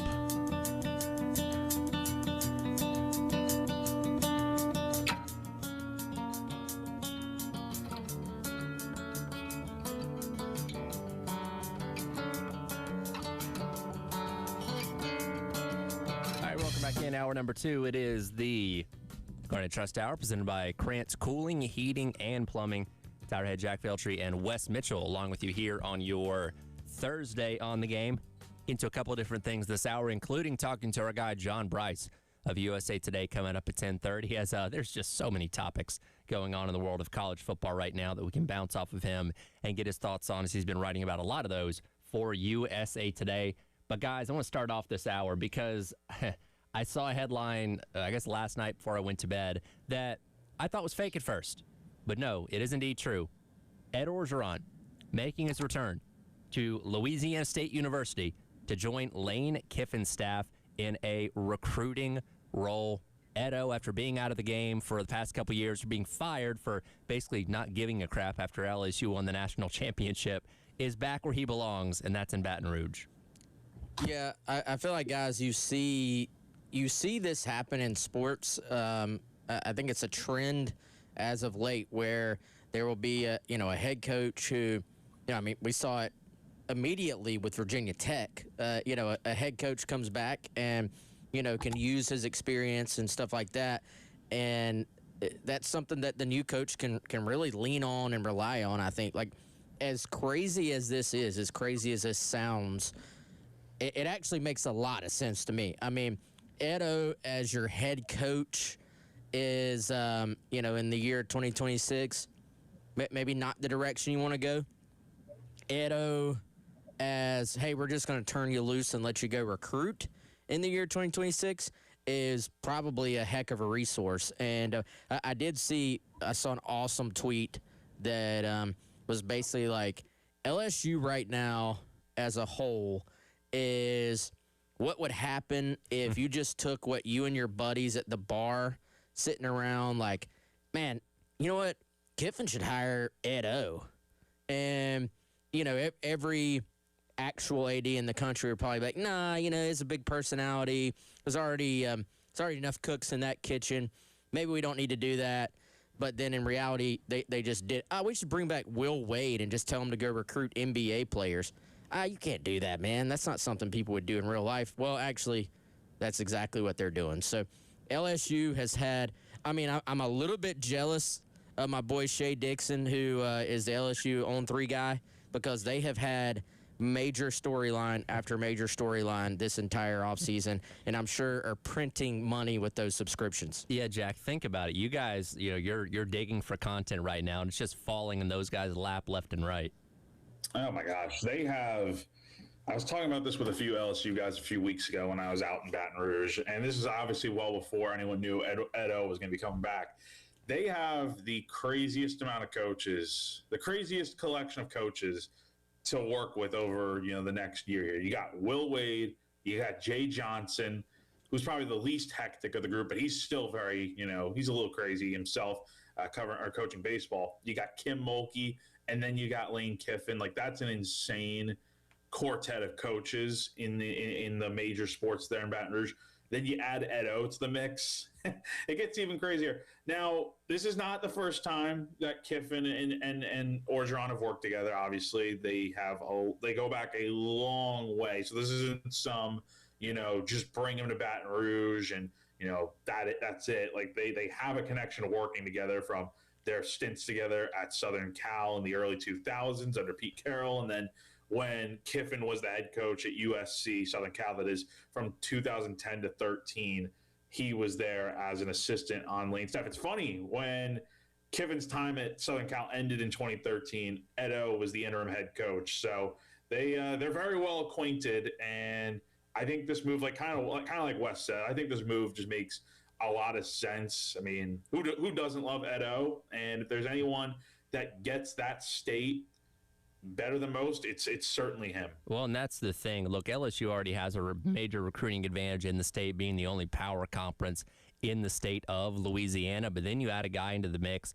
that quite literally is Mr. Louisiana, right? That's what made Ed Orgeron so endearing when he was the head coach at LSU, is like, this is this boyhood Louisiana dream coming true. It leads him to the mountaintop with one of the greatest college football teams we've ever seen in that 2019 LSU squad. And it was just kind of like the perfect story. But this guy knows the state of Louisiana like the back of his hand, and he's been a good recruiter for a very, very long time. But in terms, if we're just going to focus on purely getting into in-state talent, which Louisiana is full of, Ed Orgeron is the guy that can get those guys, because he's going to know that state better than anyone.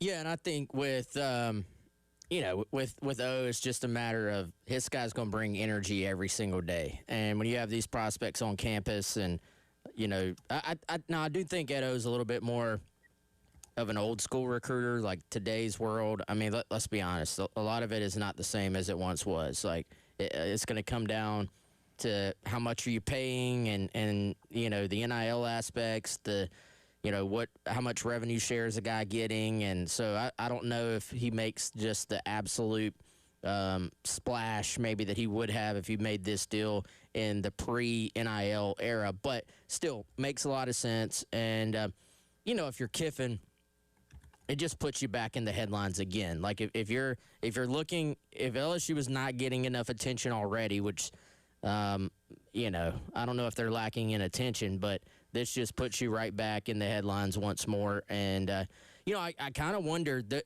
even when Kiffin was first hired, you know, he was talking about Ed O calling him or him calling Ed O, and just the fact that he was brought up early on, it kind of, I don't know about y'all, it kind of got my wheels turning like, hey, is there something there?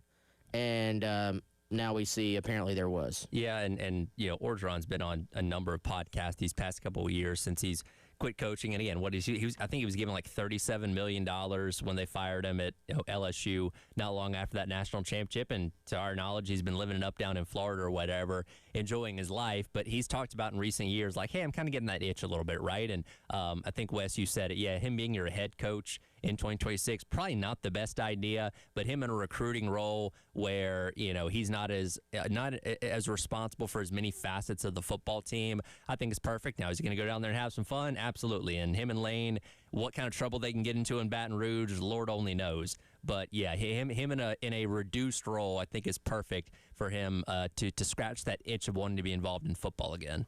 It is incredible that he was the coach of, up until Indiana this year, I mean, arguably the greatest team of all time in college football. I mean, that 2019 LSU team, I'd put them up against literally just about anyone, including Indiana. Just they were that good and that fun to watch. But it is crazy, though, because you look at the rest of his coaching career and it's like, yeah, this guy should not be a head coach in 2026 at all, especially with the way the landscape, we say this with every sport in college athletics now, but it's especially true of football.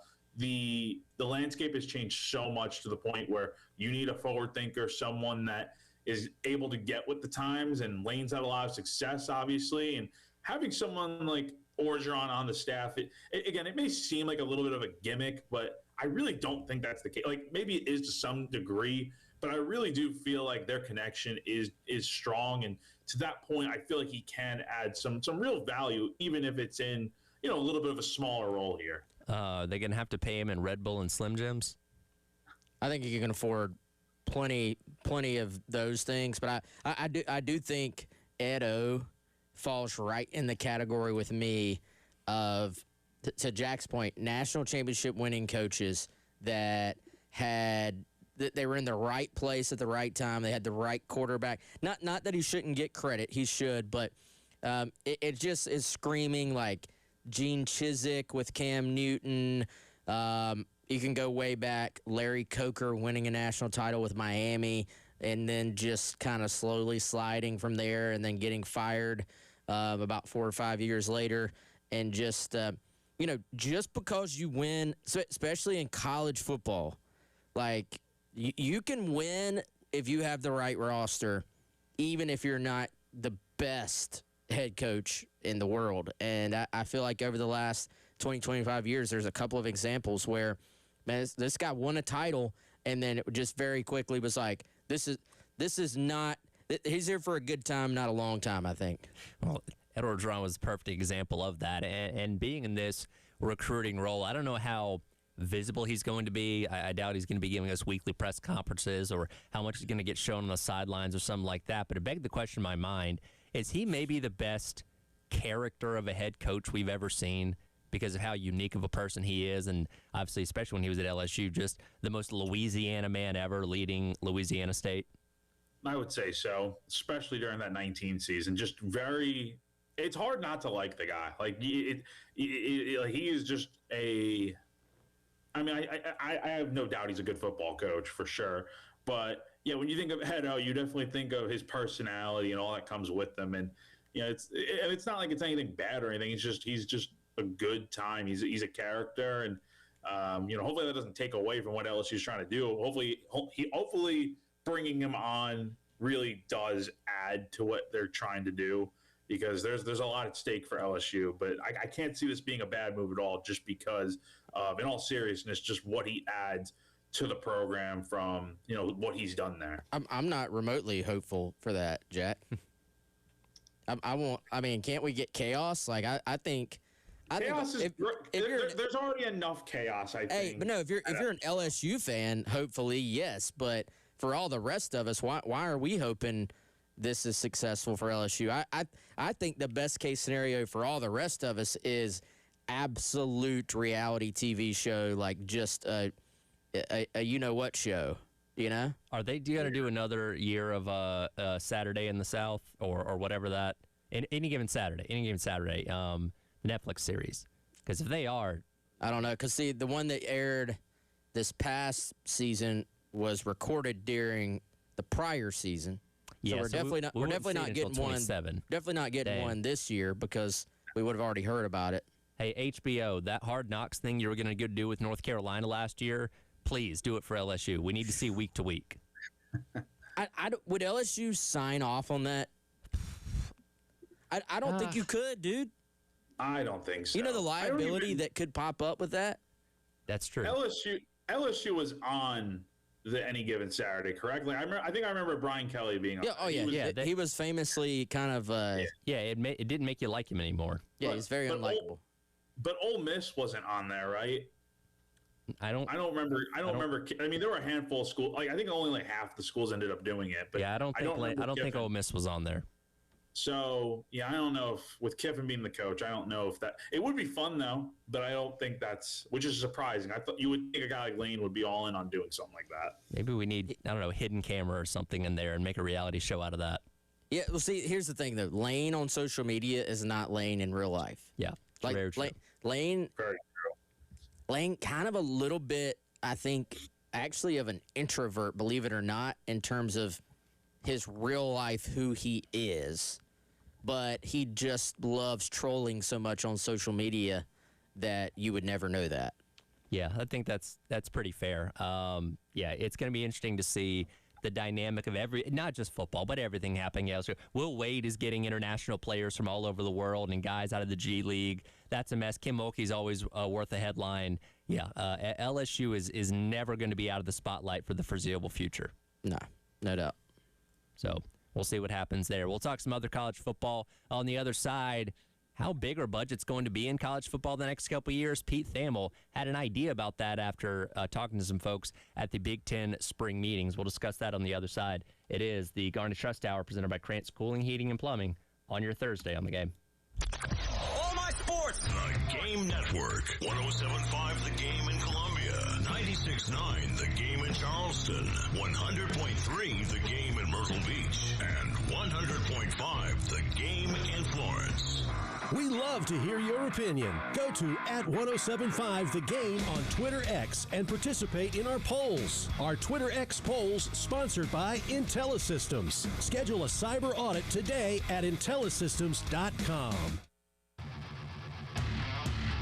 Broadcasting live from the Herndon Chevrolet studio. Herndon Chevrolet is your hometown dealer. Stop by today or shop online 24/7 at HerndonChevy.com. All right, guys, this episode of the Garnet Trust Hour brought to you by our friends over at Krantz Cooling and Heating and now Plumbing. KrantzCooling.com is still the website. 803-672-3224 is still the phone number. Same great cooling and heating service, now taking care of all your plumbing needs as well. Family owned, family operated, over 250 years of combined HVAC experience there at Krantz. And obviously, I mean, if you've walked outside this week, you know it is getting hot. These Columbia summers. If you're new here, get ready. And if you're new here, go ahead, let's have them out and make sure your AC is going to be just fine for the upcoming few months because it's going to get hot. We want to make sure that you do not have issues having to call Krantz because your AC is down. Go ahead, take care of that preventative maintenance and get it taken care of right now. KrantzCooling.com, again, the website. Get more information about all their services or just go ahead and call them today. Schedule an appointment at 803-672-3224. Finding great candidates to hire can be like, well, trying to find a needle in a haystack. Sure, you can post your job to some job board, but then all you can do is hope the right person comes along. Which is why you should try ZipRecruiter for free. at ZipRecruiter.com/free. ZipRecruiter doesn't depend on candidates finding you. It finds them for you. Its powerful technology identifies people with the right experience and actively invites them to apply to your job. You get qualified candidates fast. So while other companies might deliver a lot of hay, ZipRecruiter finds you what you're looking for. The needle in the haystack. See why 4 out of 5 employers who post a job on ZipRecruiter get a quality candidate within the first day. ZipRecruiter, the smartest way to hire. And right now, you can try ZipRecruiter for free. That's right, free at ZipRecruiter.com/free. That's ZipRecruiter.com/free. ZipRecruiter.com/free. ZipRecruiter. Powered by Integrated Media, The Game TV. Sponsored by Shepherd's Glass. For auto, home, and commercial glass. ShepherdsGlass.com. In Chapin and West Columbia. The Game TV. Sponsored by Shepherd's Glass. Shepherd's Glass. Elijah Campbell here from 107.5 The Game, and spring cleaning is in full swing. And if you're hosting graduation parties or family get-togethers, Zerorez can help you get your home ready. Get carpets cleaned for just $35 per room and stairs for only $35, 50% off the standard price, plus take $50 off air duct cleaning, all by mentioning 107.5 The Game. No soap, no residue, no harsh chemicals, just a deeper clean that lasts longer. Appointments are filling fast. Visit ZerorezColumbia.com to book today. If you need orthopedic or neurosurgical care, it's a big deal to you and to us.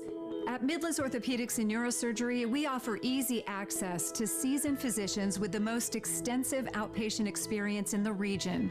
Whether it's joint replacement, a neck or back procedure, or injury care, you can trust us to provide customized treatment plans with easy access, great outcomes, and lower cost to you.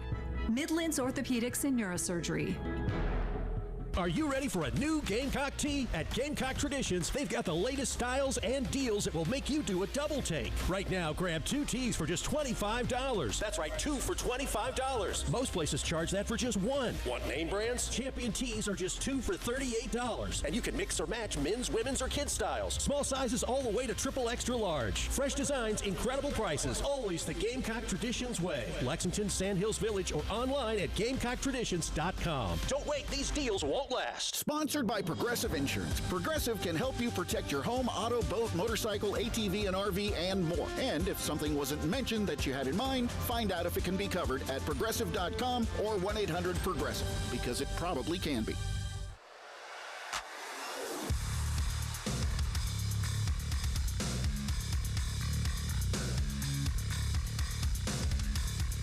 The Garnet Trust Hour with Chris Clark, Wes Mitchell, and Tyler Head. Sponsored by Krantz Heating and Cooling on the Game Network and the 107.5 The Game app.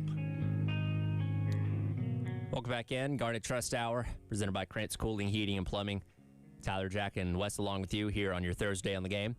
John Bryce of USAToday.com coming up in about 10 minutes.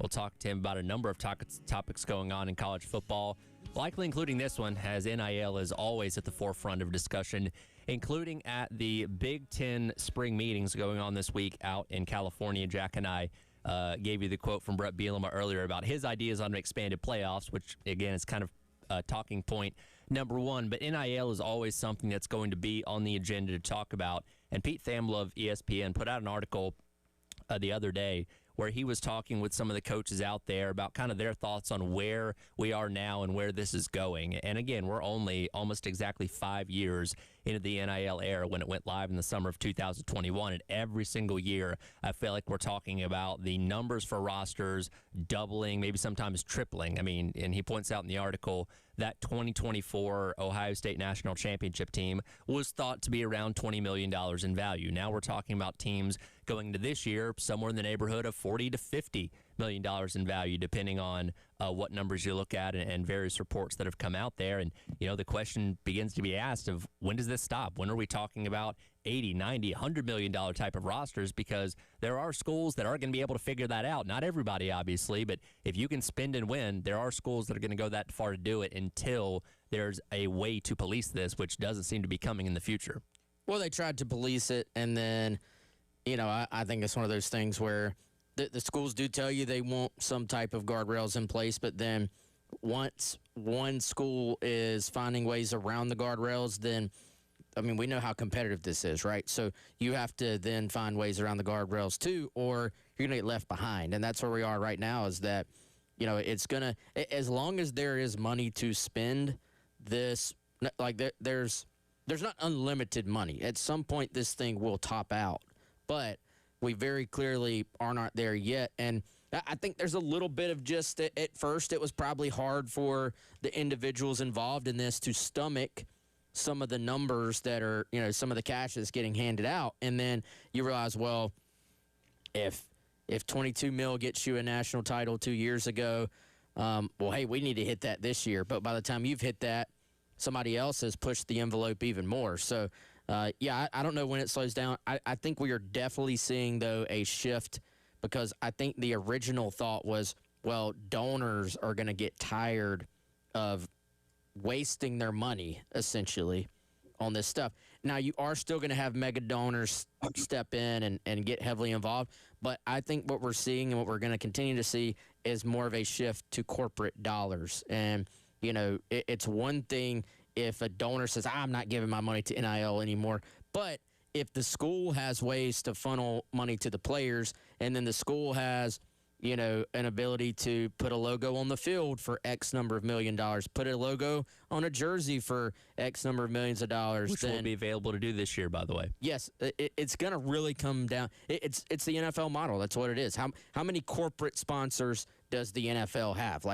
There's a reason why it is the most highly valued TV contract in America. And, so if you can advertise with the NFL, that pulls a huge premium for those guys. So we're seeing that shift to the college game.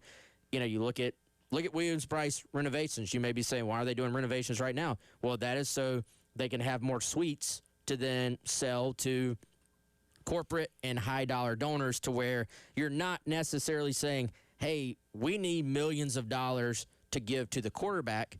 It's we need millions of dollars to where you can have access to this suite, and then we can turn around and find a way to give it to the quarterback. I agree. I think you summed it up perfectly there. I think, this is definitely probably the route. I think it should go down. I think it ultimately will go down of getting more, corporate dollars to make this engine go. With donors, alumni, fans, former players, etc., you can ask them for money and whatnot, but if they don't like what they're seeing on the field and they feel like they're just giving money to a losing product, they can ultimately decide, I don't want to donate my money. I don't want to give my money away to something that seems to be a lost cause. With corporate sponsorships and corporate dollars, I feel like they're still like the ads on the field with Blanchard and Cat. I mean, they're still going to reap the benefits regardless of how South Carolina does on the field because people see that logo on the field and people are still going to, buy their products and whatnot because they see that sponsor on the field. So the corporate dollar is definitely, I think, the long-term play here. I'm not saying that automatically means you should stop it. If you're, the athletic department, you should stop asking for donor money and, your alumni base to help, make this thing go.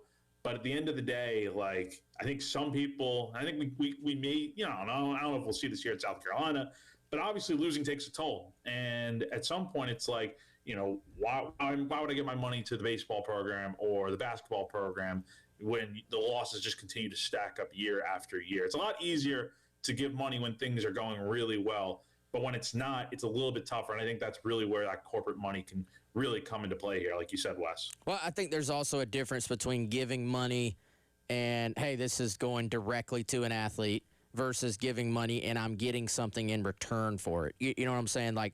For the longest time, yes, you had big donors and, that money was going to support the cost of the scholarships and education and, of course, some facility upgrades in there as well. But that was giving you points that helped you to get better season tickets. You know what I'm saying? So I think there's mentally something different just to how it feels to give away your money and be paying for something while also knowing okay, I'm maybe overpaying for this a little bit in order to help out, but I'm still getting something in return versus just feeling like I'm given to this and then this this kid's going to drive a nicer car than I am, basically. Like, to me, that's psychologically two very different things. At the end of this article, Thamel poses the question, does anybody want to be governed? And I think that's important to look at here, especially as the spending continues to go up and up and up, where we feel like the Ohio States, the Texases, the Oregons in the world shouldn't have a problem. Now, again, that's still a tough ask, especially as we get into, closer to the $100 million range, but we feel like those schools are more equipped for that in the future than a lot of other schools around the country. So I feel like as the farther down the path we go, the less a school like a Texas is going to be willing to say, yeah, let's put a cap on this because we're benefiting, because we know we can spend more than everybody else, and thus hopefully have more success than other schools that likely aren't going to be able to keep up with us. Yeah, no, I agree. And did they mention, by the way, who, for their estimates, is the biggest spender this year? Not in this. They were just going off of the estimates that some rosters, like the Texases and stuff like that, are thought to be in the $50 million range. They said 50. 50. They said the new frontier for football rosters flirting with $50 million for a single season, but didn't name any schools specifically. It's crazy. And $20 million for men's basketball. I feel like at some point, I don't know, again, the big programs like the Texas you mentioned there as an example, they can probably spend infinite amount of money. But I think for some teams, as much as they want to be competitive, unless there's just other avenues of finding money and whatnot, I feel like some teams are going to eventually, cap themselves out. And it's just, does it make sense to spend, $50 million on a roster eventually? And I don't know when that would be for some schools, but does it make sense to spend $15 million on a roster when you're kind of getting outbid by other teams that spend maybe, more than that? I mean, that's just, I don't know. There's just a lot that goes into it, I think, of where does it stop? And does it stop, I think, is the question. Yeah. Do we all come to some kind of collective agreement? Maybe, maybe not. I've kind of given up on the government fixing this, like the NCAA has wanted them to for several years now, and got to figure this out at some point. Again, it's kind of a runaway train, and we'll see what happens. But obviously a talking point for spring meetings like in the Big Ten, SEC, and all these other conferences. We'll talk about this and other topics around college football coming up next as John Bryce of USA Today joins us on the other side as the Garnet Trust Hour presented by Krantz Cooling, Heating, and Plumbing rolls along on your Thursday on The Game. Wow, what a play. The Game Network. Columbia, Charleston, Florence, and Myrtle Beach. Since that win at Clemson by the Gamecocks, things haven't gone well. Let's spin back to the good old days on the Game Network. He's been carried off this field before wearing different colors. Tonight, as a head coach of South Carolina, he wins the SEC East, and the Gamecocks are heading to Atlanta. Congratulations, Steve Spurrier in South Carolina. Now that's some good feels right there. From 107.5 The Game and The Game Network. Get Memorial Day savings all month long at Herndon Chevrolet. Save up to $11,000 off new trucks. Plus, great deals on SUVs and a huge selection ready to drive home today. Shop HerndonChevy.com or stop by, and together, let's drive. Herndon Chevrolet, Herndon makes you wanna smile. Example offer stock number 260436. Must finance with GMF. Subject to prior sales. See dealer for complete details. Offers expire 5/31/26. Are you calling your IT company over and over for the same issue? Getting passed around to people who can't help? Or worse, getting hacked after being told you were protected? That's not normal. At IntelliSystems, real engineers answer the phone live, resolve issues quickly, and explain things in plain English. If something feels off with your current IT provider, it probably is. Call IntelliSystems today and see what better IT support should actually feel like. IntelliSystems.com. Mike Rowe here with a fun fact. Did you know that 50% of the air that you breathe inside your home comes from your crawl space? Yeah. Whether your crawl space is wet, smells musty, or your floors are bouncy, do yourself a favor, call Groundworks. I spent some time working with these guys, and they're the real deal. Their people are trained and certified to repair your crawl space. Mount Valley Foundation Services is now Groundworks. Schedule a free inspection. Licensed in all states where work is performed. See website for details. Hey, this is Ray and Nathan with Pope Davis Tire and Automotive. Last year's Technician Bikini Car Wash was a huge success. But, unfortunately, Grease Lightning and Piston Pete left us for jobs at the club. Don't worry. If you are feeling hot, we can still cool you down. By fixing your car's AC for 30% less than the dealership charges. And we have an $80 rebate on any set of Michelin or BF Goodrich tires until May 23rd. Cool down online at PopeDavisTire.com. Gamecock Nation, it's getting hot in here. And at Gamecock Traditions, they're turning up the heat with 30% off sweats all May long. That's right, hoodies, crews, and more. Now 30% off. Whether you're gearing up for cool mornings, late night tailgates, or just repping the Cox in style, now is the time to stock up and save big.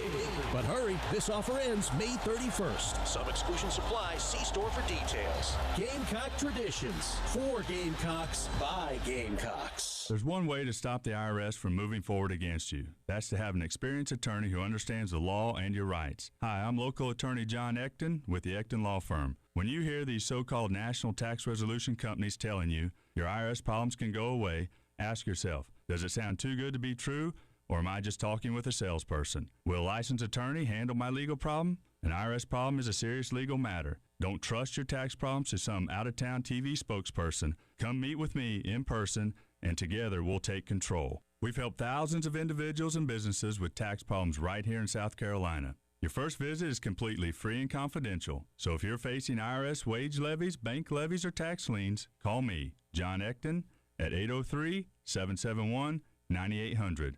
That's 803-771-9800. Or go to EctonLawFirm.com. If you're a Carolina resident and you have an IRS problem, hire a Carolina attorney. Hire me, John Ecton. Elijah Campbell here from 107.5 The Game, and spring cleaning meets hosting season with Zerorez. Get carpets cleaned for just $35 per room, and stairs are now only $35 too. Plus, take $50 off that air duct cleaning by mentioning 107.5 The Game. Look now at ZerorezColumbia.com and get guest ready today. Jim Rome takes on sports. Listen, it is not too late to stop this. Do not do this. Leave it alone. Don't touch it. It's damn near perfect. It's beautiful as it is. Stop trying to fix what ain't broke. And stop telling me that the tournament isn't the tournament unless the 15th place team in the SEC gets in. Stop jerking with the best event in all of sports, you pigs. The Jim Rome Show podcast. What's your beef? Follow and listen on your favorite platform.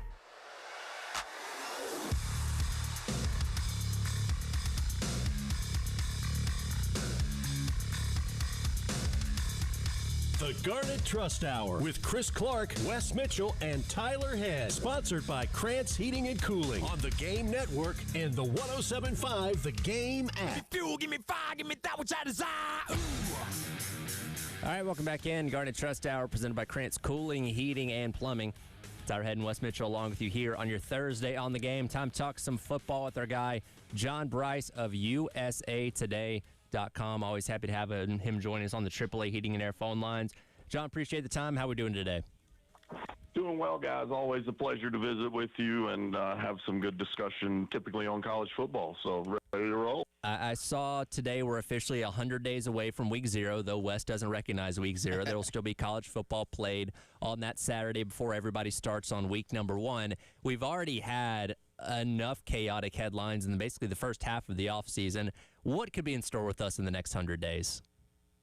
Oh, gosh, you could have movement on the NCAA's, quote, age-based eligibility rule. They hate the term 5 for 5. I've learned this from the NCAA directly and from so many other people. Like the 5 for 5 somehow they believe is a lawsuit trigger, so they much prefer the term age-based eligibility. That's probably the big one. There's going to continue to be some news trickling out about future TV deals, playoff expansion. expansion. Those two things kind of go hand in hand.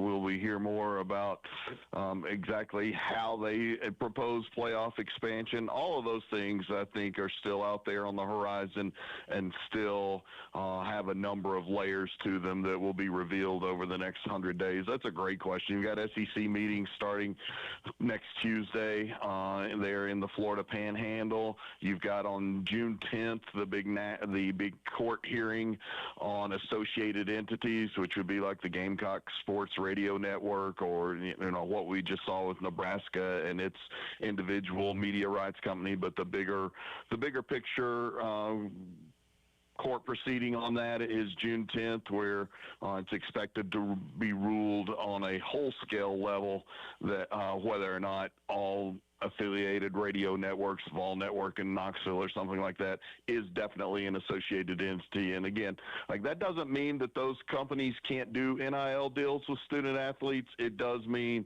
that they're subject to additional scrutiny. Hey, John, Wes here. I appreciate you hopping on, man. Good to hear your voice. Let's talk a little bit of Brendan Sorsby. And by the way, if you're listening to us, check out all of John's work, usatoday.com. What is the what is the next step for those of us who are not following this thing blow by blow with Sorsby? And if you look in your crystal ball, how do you see this thing turning out?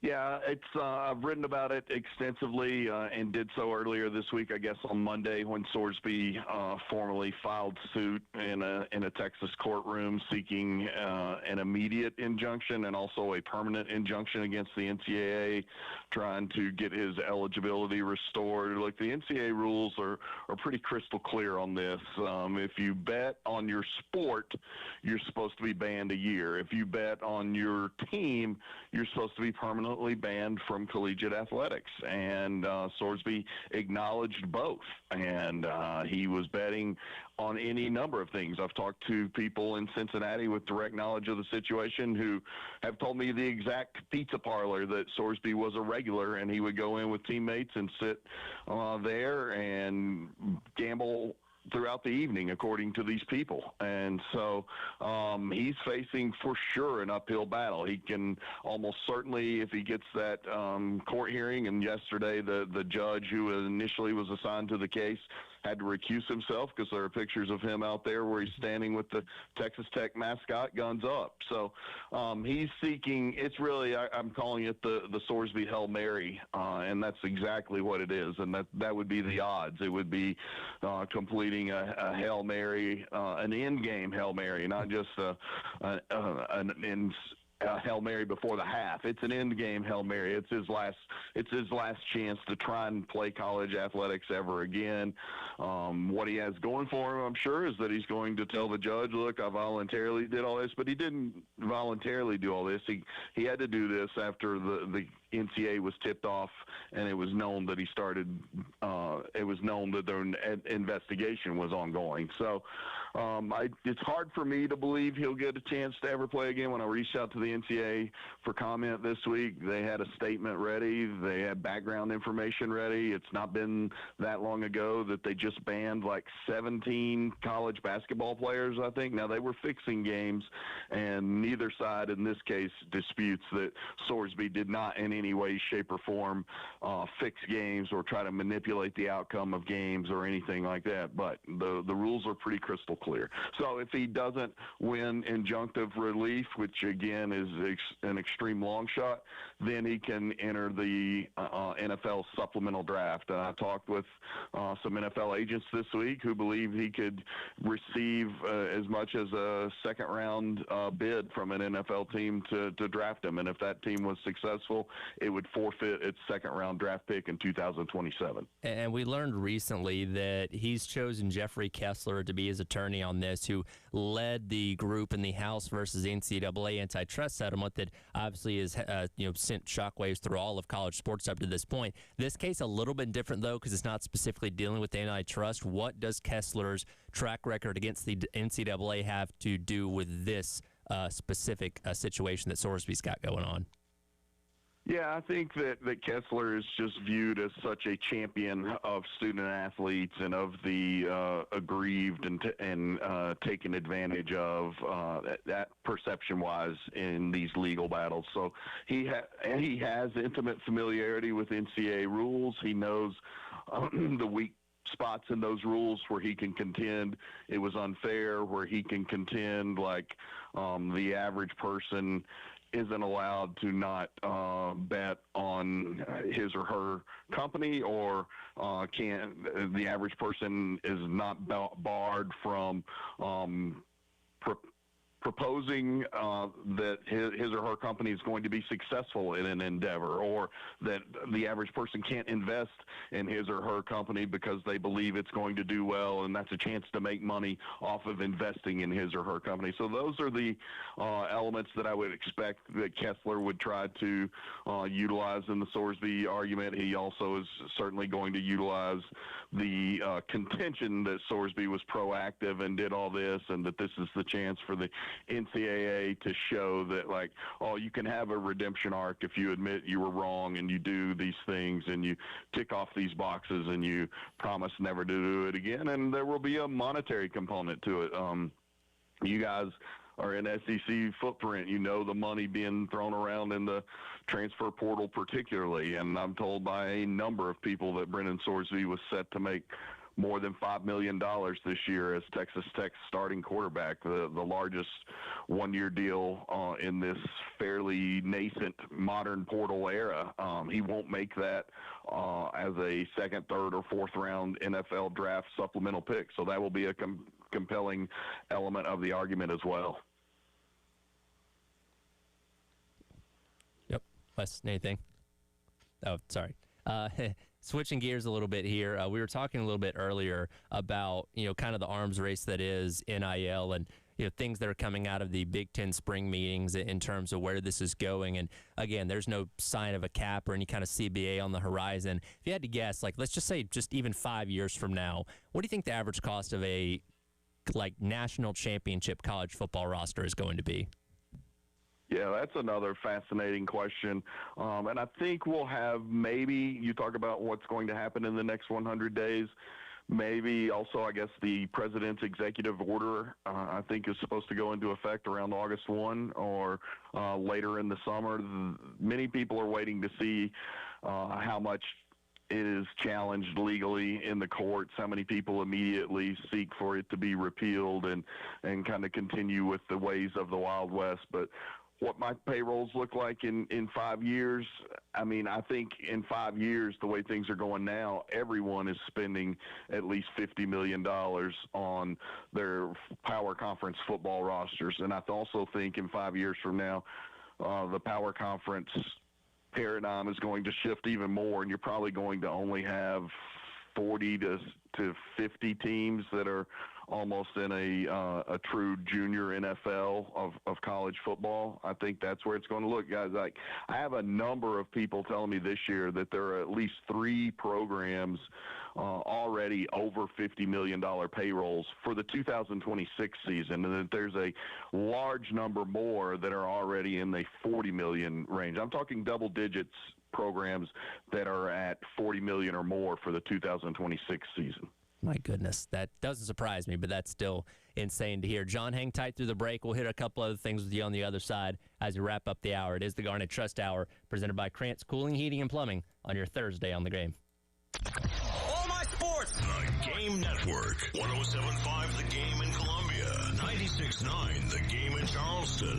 100.3 The Game in Myrtle Beach. And 100.5 The Game in Florence. This is Elijah Campbell from 107.5 The Game and The Game Network. If you run a diner, bakery, coffee shop, burger joint, pizza spot, or that hidden gem everybody should know about, how would you like to get the word out about your business without spending a dime? Well, we got you. All you have to do is text your name, your business, and your phone number to 803-404-6100, and we'll be in touch. There is no catch. We know times are tough, but we would love to help you out and your business. This is a Westwood One Sports Minute. The Western Conference Final between OKC and San Antonio is an absolute war, and players are starting to drop like flies. Jalen Williams, J-Dub, hamstring injury. Dylan Harper, hamstring injury. De'Aaron Fox isn't 100% healthy.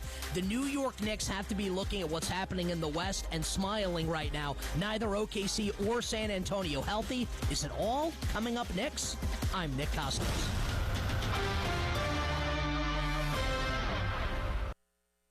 Did you know about 1 in 3 people with plaque psoriasis may also develop psoriatic arthritis, which causes joint pain, stiffness, and swelling? Does this sound like you?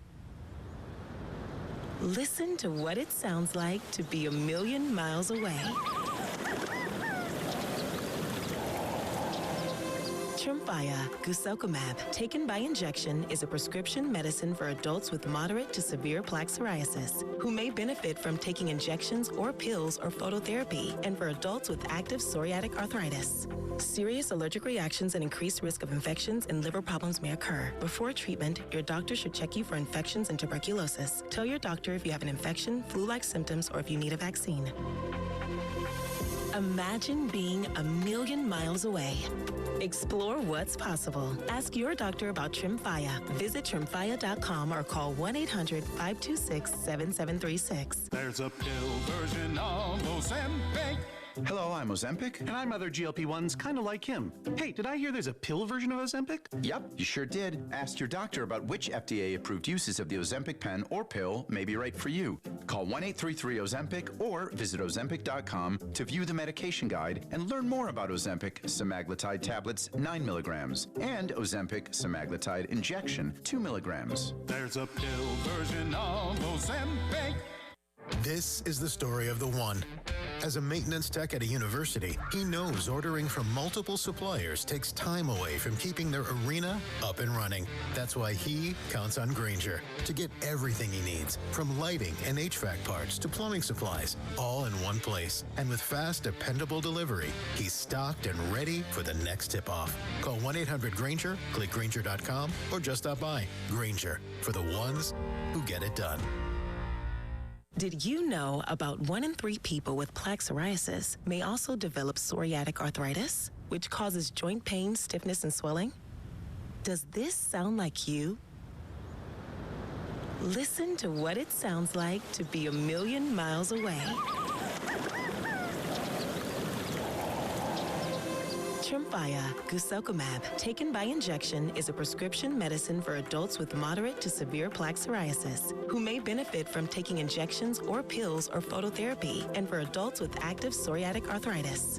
Serious allergic reactions and increased risk of infections and liver problems may occur. Before treatment, your doctor should check you for infections and tuberculosis. Tell your doctor if you have an infection, flu-like symptoms, or if you need a vaccine. Imagine being a million miles away. Explore what's possible. Ask your doctor about Tremfya. Visit Tremfya.com or call 1-800-526-7736.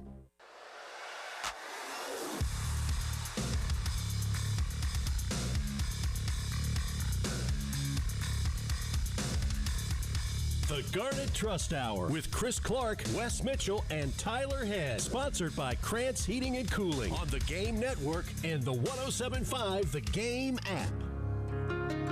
All right, welcome back in. Garnet Trust Hour presented by Krantz Cooling, Heating, and Plumbing. Tyler Head, Wes Mitchell, along with you. John Bryce of USA Today joining us on the AAA Heating and Air phone lines for a few more minutes, which is a shame, Wes, because we can honestly talk to him for about 3 hours of everything that's going on in college football right now, and probably still wouldn't scratch the surface on everything we could discuss. Yeah, no doubt, man. Plenty going on. But, John, let's localize this here briefly. South Carolina, maybe not one of those teams that spent $40+ million, but definitely, spent some money this offseason as well in retention and going into the portal. Where is your head at just from a national sort of insight on your expectations for this South Carolina team, obviously bringing back Lenore Sellers and Dylan Stewart and Nick Harbor and those guys? Yeah, I think the perception is this is a crucial year for Shane Beamer and the the Gamecocks. It's an inflection point for his tenure in Columbia, in my opinion, and in talking with other people. I think that the Gamecocks have to stride forward this year. They were really close to being a much better team from a record standpoint than what their record reflected a year ago. They had games that, frankly, they gave away, and I think Shane Beamer would tell you they gave some of those games away. So how much do they grow? How much does Lenoris Sellers grow?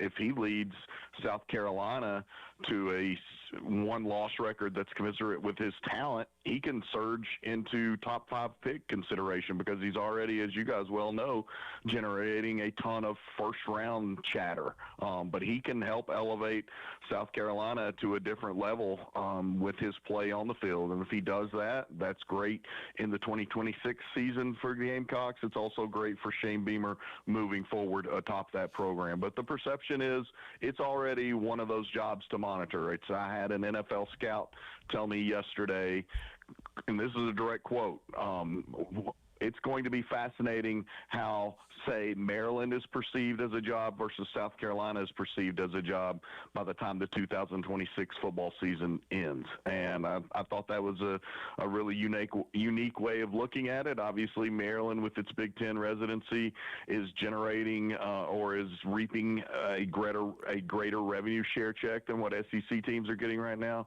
Maryland, even though those teams have shared Under Armour apparel in the past, Maryland's right there, just a few steps basically from Under Armour's headquarters. Kevin Plank is a tremendous individual supporter of the Maryland brand. So I previously would have never thought about Maryland football and South Carolina football in the same sentence because I don't think there's a comparison. I think South Carolina has the potential to be a great job in college football, but this NFL person I spoke with yesterday for a story on NIL and how it's shaping college athletics, and the money being spent on college rosters right now, he brought up Maryland and compared it to South Carolina and said it will be fascinating to compare at the end of this. And his point was you would have previously never thought Maryland as on par as a job with South Carolina. About 3 more minutes here with John Bryce of USAtoday.com. And since you brought it up, with the switch coming with Nike and on July 1st and going forward,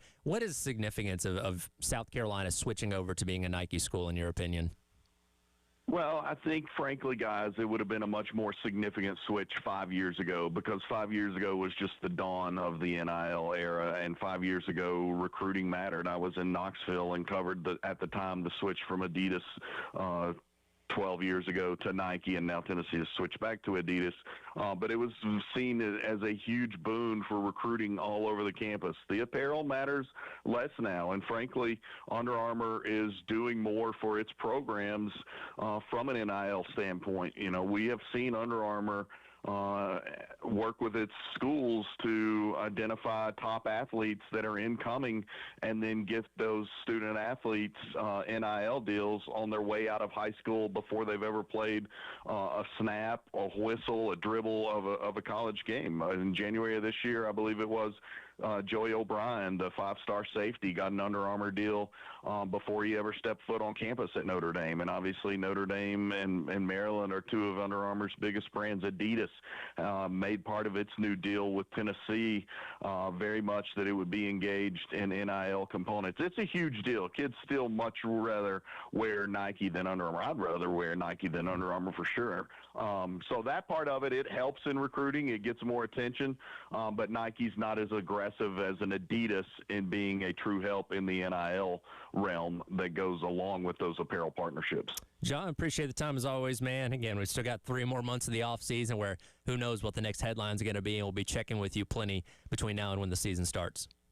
No, I can't wait to visit again. Good luck getting some work out of Chris Clark, but it was great to visit with you boys today. We'll do our best. Thanks, man. John Bryce there of USAtoday.com. A lot of good things there. And again, we're only halfway through the offseason right now, so there's no telling what we're going to be talking about over the next handful of months. I have a feeling LSU is going to keep popping up in the headlines, as we talked about a little bit earlier, because I think they will find a way. Yeah, well, I think they're a believer in no publicity is bad publicity. If we're talking about them, that's good for the LSU program. And my goodness, we've talked about them plenty in these just 3-4 months already. I'm almost tired of them, to be honest with you, but We will take what we can get once we get into the July doldrums, right? Yeah.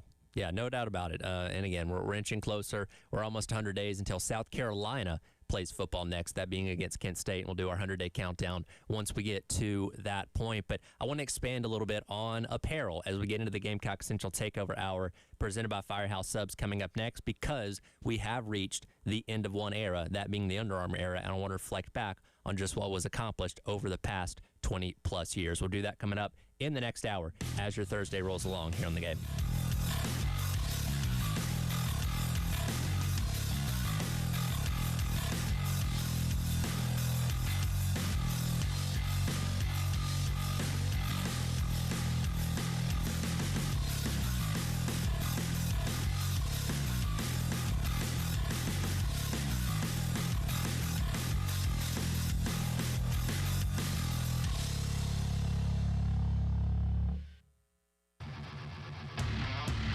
Broadcasting live from the Herndon Chevrolet studio. Herndon Chevrolet is your hometown dealer. Stop by today or shop online 24/7 at HerndonChevy.com. These days, everybody's searching for ways to save on insurance. Scrolling comparison sites, digging through tips, chasing deals. But Liberty Mutual makes it simple. Liberty Mutual customizes your car and home insurance to save you money. And when you bundle, those savings really start to come through. It's insurance built for real people with a team that helps you keep what matters most, money. No hassle, just confidence that your coverage is customized with savings in mind. Get a quote at libertymutual.com or with your local independent agent. Tires matter. They're the only part of your vehicle that touches the road. Tread confidently with new tires from Tire Rack. Whether you're looking for expert recommendations or know exactly what you want, Tire Rack makes it really easy. Fast, free shipping, free road hazard protection, convenient installation options, and the best selection of Yokohama tires. Go to TireRack.com/Dan, see their Yokohama test results, tire ratings, and reviews, and be sure to check out all the special offers. TireRack.com, the way tire buying should be. It starts the second you wake up. How much time do I have? What can I grab? Will one thing even cut it? That's why McDonald's 2 for $5 Mix and Match hits the spot. Like a sausage McMuffin with egg, a bacon, egg, and cheese biscuit with Applewood smoked bacon, and now the Egg McMuffin with a freshly cracked egg is part of the 2 for $5 lineup. Add any size iced coffee for $2. One handles breakfast, two handles mornings. Ba-da-ba-ba-ba. Prices and participation may vary. Cannot be combined with any other offer or combo meal. Single item at regular price. Are you calling your IT company over and over for the same issue, getting passed around to people who can't help? Or worse, getting hacked after being told you were protected? That's not normal. At IntelliSystems, real engineers answer the phone live, resolve issues quickly, and explain things in plain English. If something feels off with your current IT provider, it probably is. Call IntelliSystems today and see what better IT support should actually feel like. IntelliSystems.com. Vista Roofing, your local CertainTeed Select Shingle Master. Looking for a roof that's built to last? Trust the certified experts at Vista Roofing for professional installation, top-tier materials, and peace of mind backed by industry-leading warranties. From repairs to full replacements, Vista Roofing delivers durable results and exceptional service. Call now or visit VistaRoofingINC.com to schedule your free estimate. Vista Roofing, raising the standard one shingle at a time. Don't you love being treated special when you shop and saving money? That just makes it even better. At Gamecock Traditions, they've got more ways to save on all your Gamecock gear. Sign up for their emails and get the news and deals first. Show your Gamecock Club card, your Alumni Association card, or your faculty ID and score a discount on Gamecock merchandise. Military, you save. Is it your birthday? You save. And don't forget their loyalty program. Earn cash back on every purchase and it never expires. That's the Gamecock Traditions way. Lexington, Sandhills Village, or online at GamecockTraditions.com. After being almost $500,000 in tax debt, I was listening to the radio one day and heard a ad for John Ecton Law Firm. So I gave him a call and met with him, and he gave me the confidence to trust him after the reason behind my tax problems anyways was trusting someone I probably should have never trusted. He did everything he said he was going to do and then some. His staff at the office were great, very knowledgeable. With John's help, I have no tax debt now, and I was able to have a family that otherwise I would have never been able to have. It's great to know we have changed people's lives for the better. Hi, this is local attorney John Ecton with the Ecton Law Firm. For over a decade, our office has been dedicated to helping hardworking individuals and businesses solve tax problems for good. So if you have years of unfiled tax returns or are facing IRS wage levies, bank levies, or tax liens, call our office today at 771-9800 or go to EctonLawFirm.com. That's ECTON lawfirm.com. Let's get your tax problem solved for good. Call today. You'll be glad you did. Your home for the Gamecocks. 107.5 The Game. WNKT Eastover, Columbia. A Cumulus media station. Throws it up. He throws it down. The Gamecock Central Takeover Hour with Tyler Head and Chris Clark and Wes Mitchell from Gamecock Central. Call or text 803-404-6100 on the Game Network.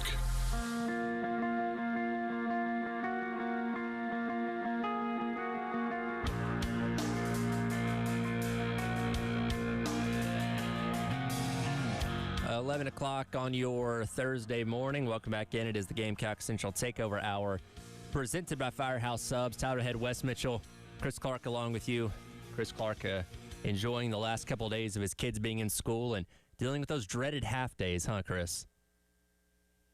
Yeah, man, the old half day. At some point, people are like, you know what? Instead of just having a full day and then, we just kind of end the school year, it's like, no, let's have 15 half days in a row. Now, but great this, for working parents. But this was like planned ahead of time. They didn't just call this on the fly, right? No. Okay. It's planned. I mean, you have it mapped out. You know what it looks like. You know where you're going at the end of the year. But when it actually gets there, you're like, all right, this is a little tough. Guys, I don't even see the need to go to school the last couple of days. It's not like they're really doing anything. They don't. No, I mean, my oldest already graduated. Apparently, it's not graduation in 5th grade. It's recognition. Okay. Do they get like a It was a long recognition, though, wasn't it? Apparently so. It's a very long recognition. Yes, it was great. But yeah, I mean, like she's done. Like they already announced. The funny thing was like they announced during the recognition, they're like these kids have perfect attendance, and I'm like, well, what if they don't go the last couple half days? They didn't technically. Listen, if you hand me the certificate that says I have perfect attendance, that's what I'm going to use going forward. It's done. That's right. It's over with. That's right. It's over with. So I still wanted to keep my perfect attendance this week, though. You're doing good. We appreciate that. But let me just say that since Chris couldn't defend himself, he did catch a stray from John Bryce on his way out the door. So just a little bit. Really? What did he say about me? He said, "Good luck getting you to do some work since you weren't here." All slacker Chris Clark. Since you weren't here for the show, I guess. So. He probably doesn't know Thursday isn't your Garnet Trust Day anyway. He just thought you were just having a grand old time doing whatever. Yeah. Yeah. Oh, yeah. Oh, John, he's a jokester, that's for sure. He's a talker, too. He was he gave us quite a bit on John's one of those guys you just turn him loose, like give him a topic and say go. Well, and as I mentioned to him, we are not short on topics of things happening around college football, and with still 100 days to go until kickoff of week 0, there's no telling what's coming next, guys. Well, guys, I got to say, I'm a little bit embarrassed to say that as much as this Brendan Sorsby thing has been talked about, I did not know the distinction that he very clearly laid out, which was, you can bet. How did he say it? You can bet on your sport. You can't bet on any sport that the NCAA hosts championships for. So even if you're playing football, you can't bet on basketball. But did you hear the distinction on the punishment? He said if you can bet, and the punishment is a year. Mm-hmm. But if you bet on your team, yes, the punishment is for life. Mm-hmm. Which I did not realize that distinction at all. So, and his kind of point with Sorsby was like, unless there's a judge who just basically says, we're not listening to anything the NCAA says, then there's not really a great path here for Brendan Sorsby to be able to find relief, you know? Well, and that's what made his, when we talked about this the other day, is we learned some things from the affidavit that have become public. His defense of like, well, I'm just hopelessly addicted to gambling. I can't help myself, can't stop myself. And when I was at Indiana, I was betting on my own team to make myself feel closer to my teammates because I wasn't playing in the games. As John, and I think John described it perfectly, it's a Hail Mary if I've ever seen one. And again, the thing about Hail Marys, they have a low likelihood of being successful, but you're throwing it up on a prayer, hoping somebody comes down with it. Yeah. The clock hasn't hit 0 yet, but it's close. Yeah, and I don't think that really, you know, there are some situations where, like, in a court of law, like, intent matters. But when it comes to an NCAA rule, I mean, I totally agree. Like, a judge is not going to look, first of all, if you just say that's the rule, and I'm not in a court of law going to overrule the NCAA and what they say, what their actual rules are, then it probably doesn't really matter what your intent was. If whether your intent was, I bet because I was trying to make money, I bet for fun, I bet as a mechanism to support my team and encourage them. Hey, Jimmy, I just put $5 on you to catch a touchdown. Hope you can get it done. I believe in you.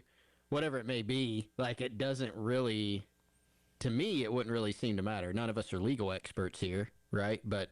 And the judge in the case did recuse himself. Did y'all see that? We did, yeah. You know, when you get pictured with the mascot of the school that you're going to be ruling either in favor of or against in terms of their quarterback's eligibility. And isn't this so funny? Because every time these kind of things come up, because it is within their own state, like the Betty Yako thing, well, that judge went to Alabama. You know what I mean? There's always some kind of tie with these judges to the school that is very much a conflict of interest. Yeah, I mean, I kind of got to respect the guy, right? Like, he did the right thing. So good for him. Now, if that picture doesn't come out, does he just continue with this? Like, is it like, oh, I mean, we'll never know. And now I'm not going to do it? Or would he have actually come to the realization of, you know, I don't know if he's a donor or whatever it is, but like I have, you know, a particular interest in Texas Tech that makes me biased in this situation. Yeah, I don't know. We'll never know. I'm willing to give him the benefit of the doubt, though. Yeah, and you know, there's some people that go to schools and, you know, have dual degrees, and they're not, they may not actually, maybe they've never even been to a football game, right? But this guy's like posing next to the mascot, so that was the right thing to do. Let somebody else handle this whole thing. I said yesterday his defense could be he thought he was Yosemite Sam, and he was just taking a picture for his grandkids or something like that. If you wanted to go down that road, yeah, he could. And no, maybe that's believable. I don't know. But, yeah, we'll see what plays out there. And obviously, if Brendan Sorsby is going to be eligible for this upcoming season or not. One other thing we talked about at the very end there with John Bryce was South Carolina's switch to Nike, which, again, will go into effect on July 1st, thus bringing it into the Under Armour era, which Carolina getting eliminated from the SEC tournament the other day, officially brought that era to an end that goes back about 20 years and also includes this famous commercial. Hello. Yeah, this head ball coach, he ran a what? Hey, I told you he could really go. Yeah, click clack.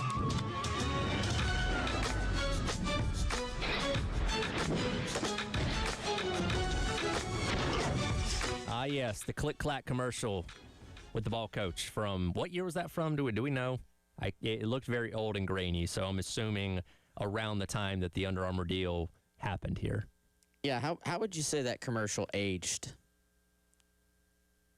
Tyler? Well, in terms of like the quality of the commercial itself? Just the corniness of it, I guess. Oh, yeah. It's kind of the click clack it was good until they added the click clack, honestly. Like the first part of it. But you got whatever that era is, like that commercial, the background music just felt like it was from 20 years ago. Like it was very apropos for the time, I feel like.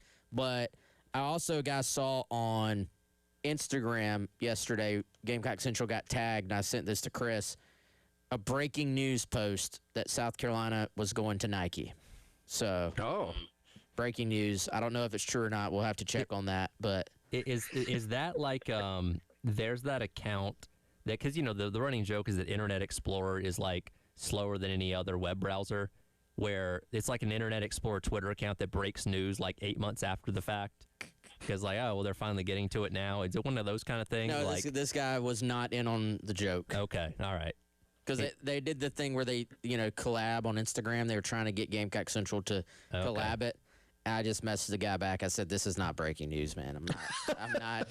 That was so. And the rumor swirled for a while, but it was officially announced like right before the season started in August, if I remember correctly. Yeah, it's last like year. Almost a year ago. Yeah, so, yeah. Late to the party.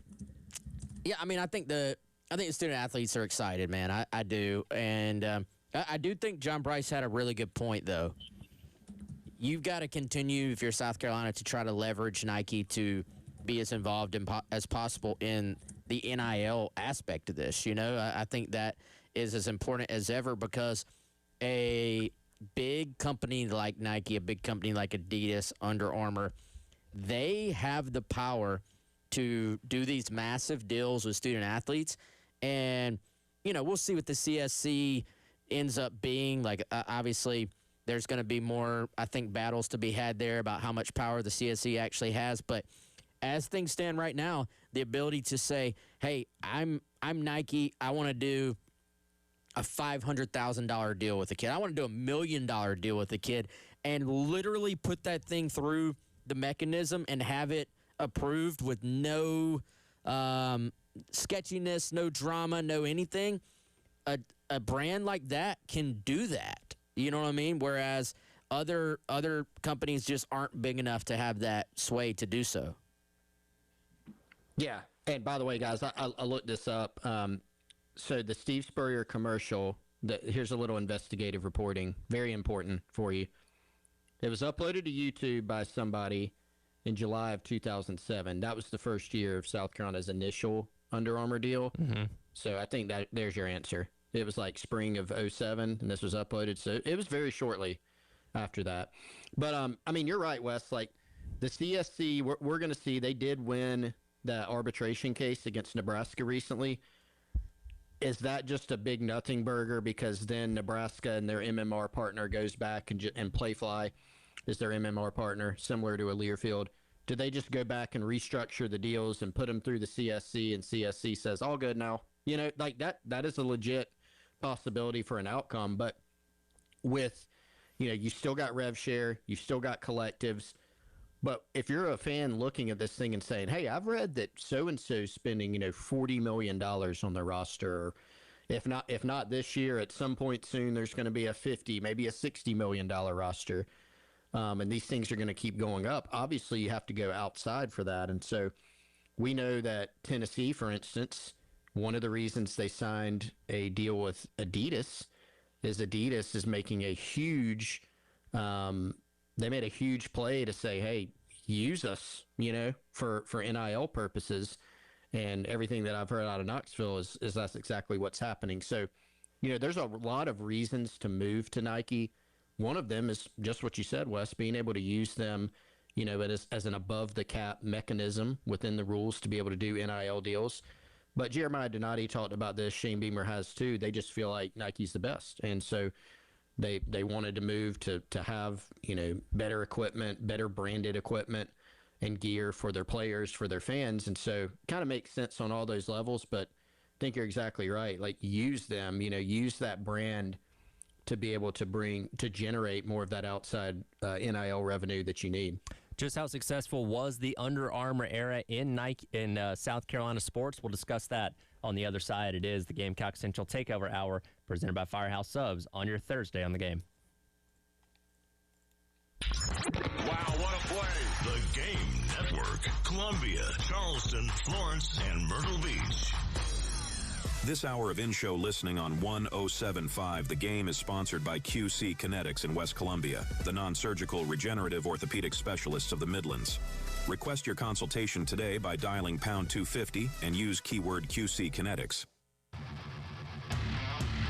Broadcasting live from the Herndon Chevrolet studio. Herndon Chevrolet is your hometown dealer. Stop by today or shop online 24/7 at HerndonChevy.com. All right, guys, another great brand that we love here on the show is our friends over at Integrated Media.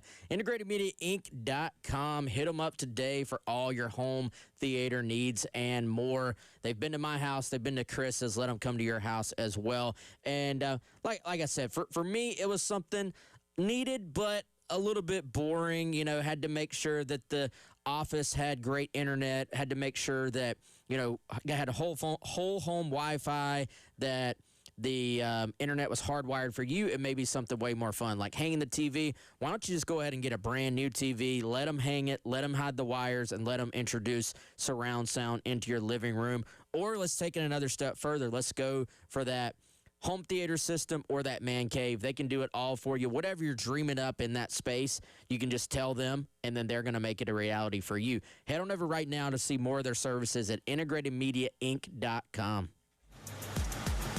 Ready or not, summer is coming, and Wayfair's Memorial Day clearance is on now. Right now through May 25th, get up to 70% off everything home at Wayfair. Plus, score amazing doorbuster deals all sale long and surprise flash deals on Memorial Day. We're talking thousands of products at every style and budget. Now is the time to save big on must-haves for your patio, backyard, and beyond. These savings won't last, so don't wait. Shop Wayfair's Memorial Day clearance now through May 25th. Wayfair, every style, every home. With other language learning apps, I was just playing games. I wasn't really learning. Babbel's different. Babbel was designed by over 200 language learning experts to be the most effective way to learn another language. Every time I open the app, I can choose to work on my writing, speaking, or listening. And it saves my mistakes for me to review, so I'm constantly improving. Before Babbel, I thought I just wasn't good with languages. But now I'm speaking French. Tout ça, c'est grâce à Babbel. Save up to 50% on your Babbel subscription when you sign up at Babbel.com. Babbel.com.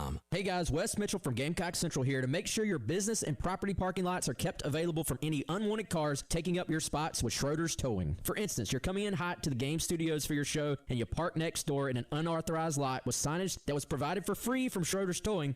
Next thing you know, the show is in the books and your car is out of the lot. It really is that simple. That's a true story. Call Schroeder's today and keep those unwanted cars out of your lots. Online at schroederstowing.net. Just dial pound 250 and use the keyword tow truck.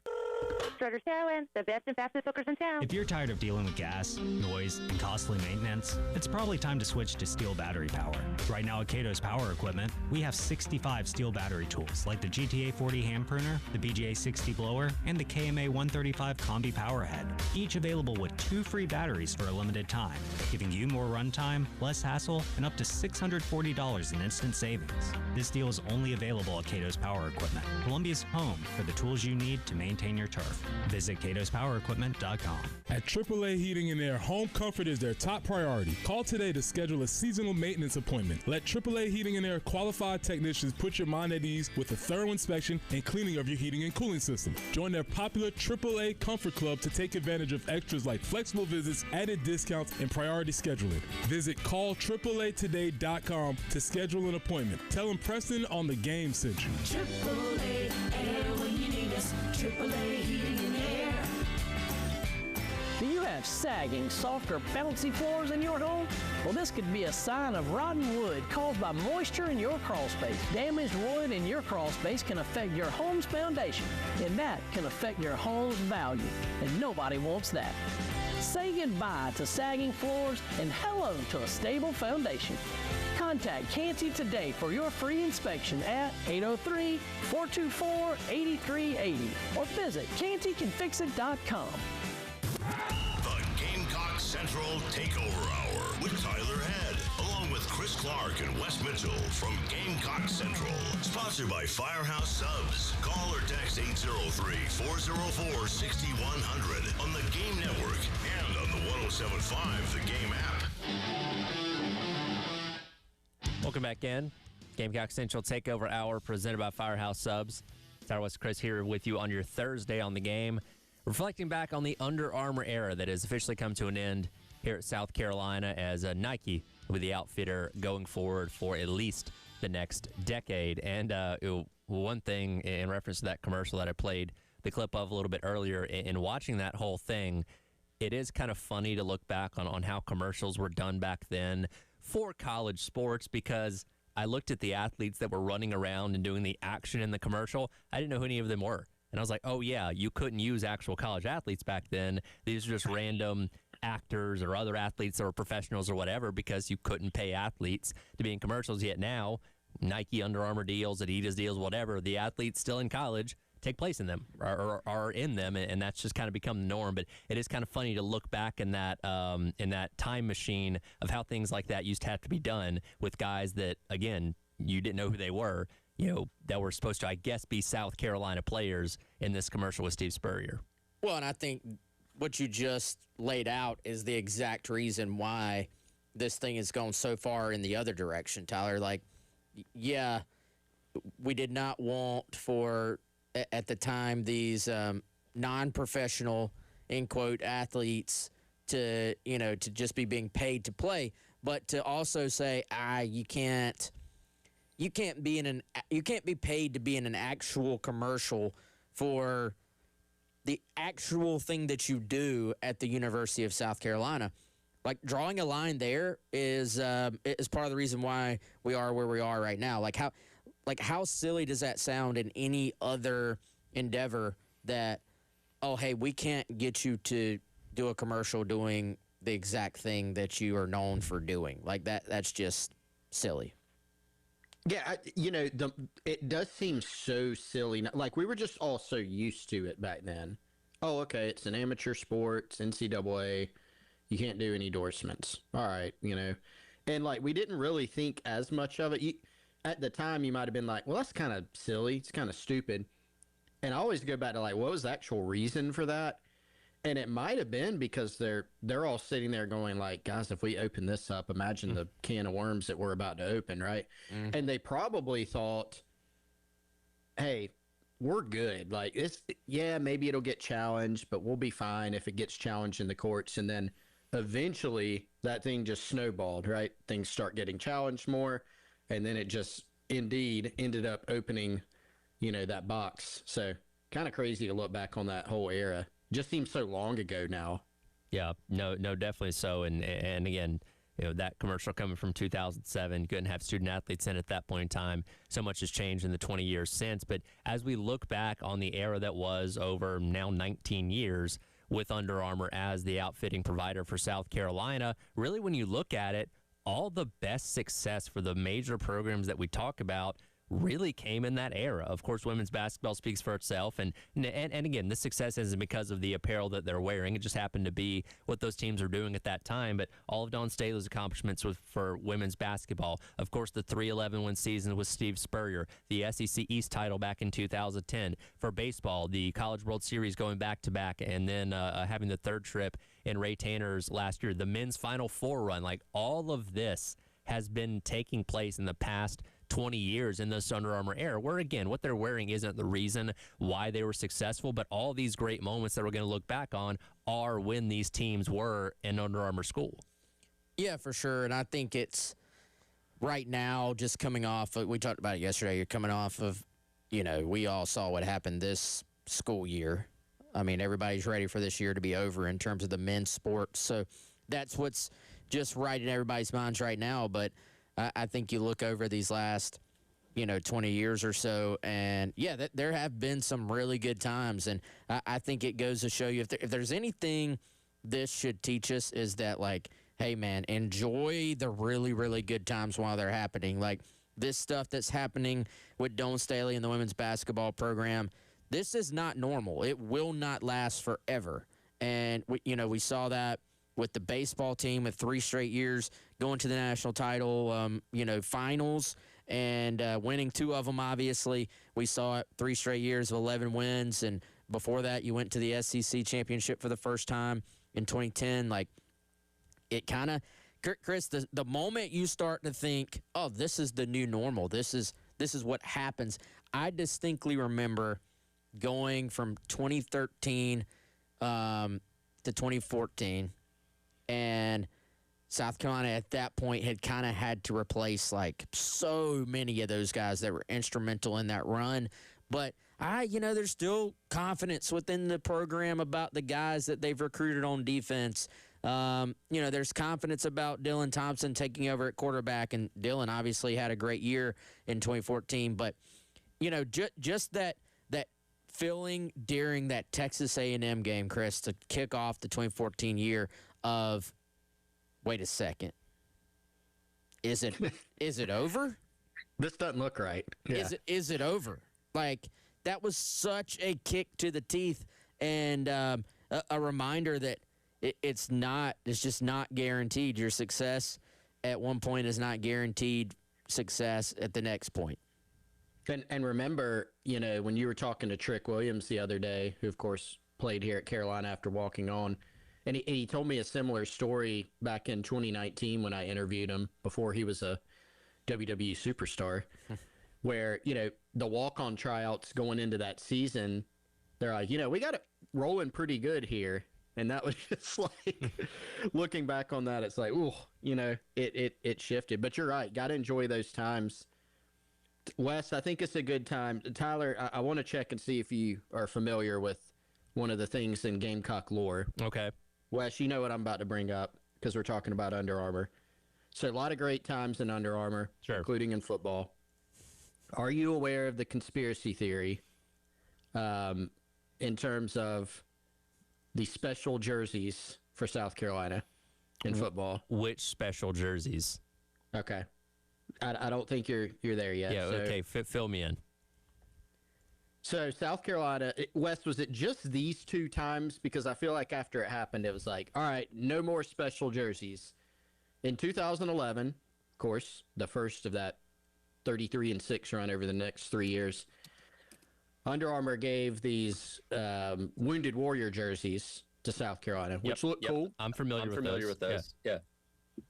And South Carolina, who at the time was number 10, goes on to lose 16-13 to Auburn in one of the worst games. It was like your eyes are bleeding type of game.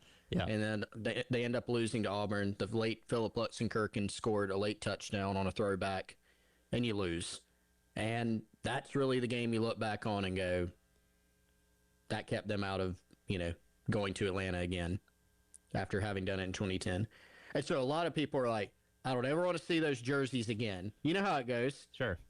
Next year, there's another new jersey. It's the battle uniforms, which we were talking about the 2012 season yesterday.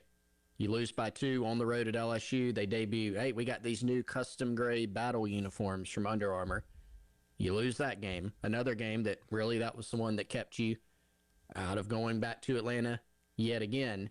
And so it kind of took on a life of its own as far as fans being like, we're good on the custom jerseys. Let's go with something else. You lost 6 games, in those 2 years, you lost 4 games, 2 of them, 2 devastating losses that kept you from getting back to Atlanta. You're wearing these jerseys, and so fans are like, no more jerseys. That was special.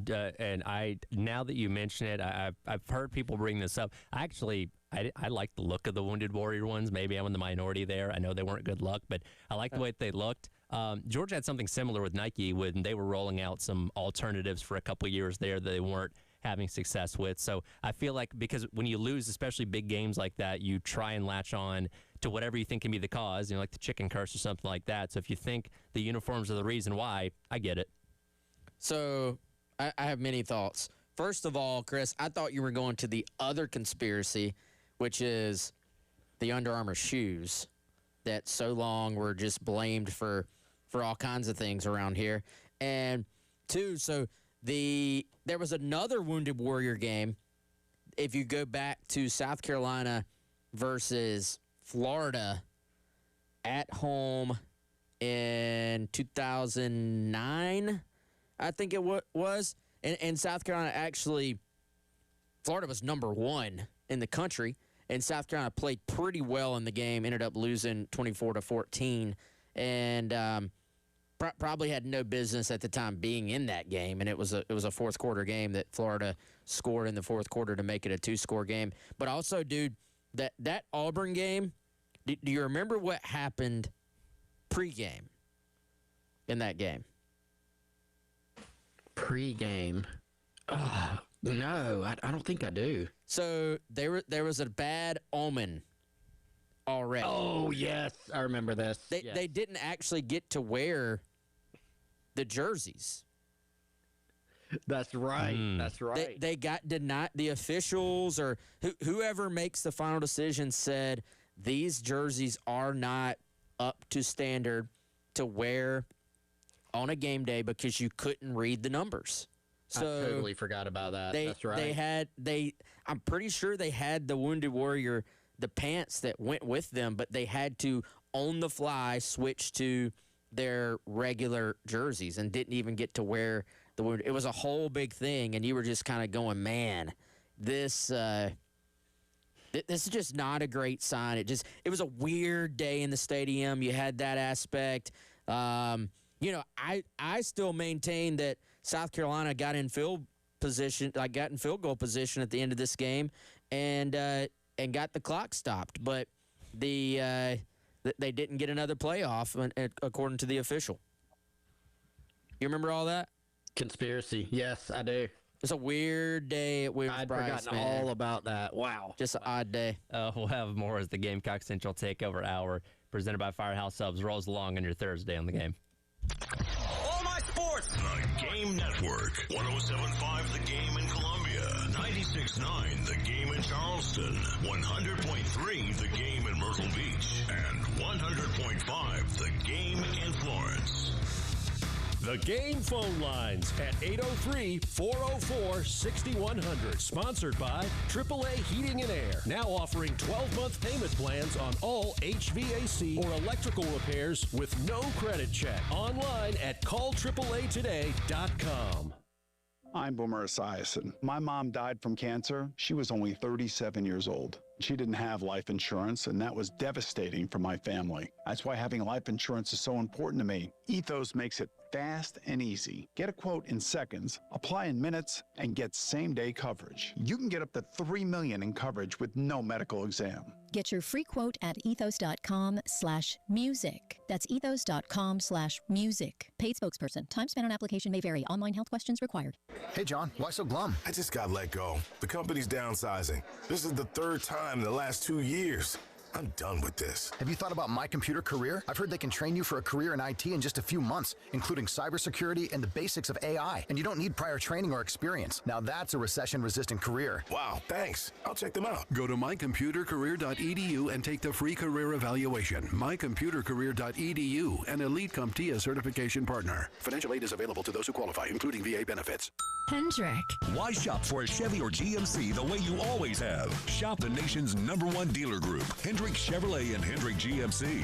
Buy now, but make no payments for 3 months. Experience the Hendrick difference. With approved credit, see dealer for details. Do you have gold you don't need? Are you looking to get cash? At Traditions Fine Jewelers, it only takes a few minutes for them to check, but you'll be amazed at what cash it brings. Did you know if you had gold the size and weight of a quarter, you would generate $177 in 10 karat or $248 in 14 karat? Want to trade your gold? The same quarter gold would generate $303 in 10 karat or $425 in 14 karat. Traditions Fine Jewelers, Sunset Boulevard in Lexington, or at the Village at Sandhills. Always giving you more for your gold. If you have nagging arthritis pain that won't go away and nothing seems to help, you may need to consider joint replacement, and that can be a little unsettling. At Midlands Orthopedics and Neurosurgery, we understand and can help put your mind at ease. Our experienced orthopedic surgeons and advanced technology enable our team to deliver consistently excellent joint replacement outcomes with no hospital stay and lower cost to you. Midlands Orthopedics and Neurosurgery. Elijah Campbell here from 107.5 The Game, and spring cleaning is in full swing. And if you're hosting graduation parties or family get-togethers, Zerorez can help you get your home ready. Get carpets cleaned for just $35 per room and stairs for only $35, 50% off the standard price, plus take $50 off air duct cleaning, all by mentioning 107.5 The Game. No soap, no residue, no harsh chemicals, just a deeper clean that lasts longer. Appointments are filling fast. Visit ZerorezColumbia.com to book today. Hey, this is Ray and Nathan with Pope Davis Tire and Automotive. Last year's Technician Bikini Car Wash was a huge success. But, unfortunately, Grease Lightning and Piston Pete left us for jobs at the club.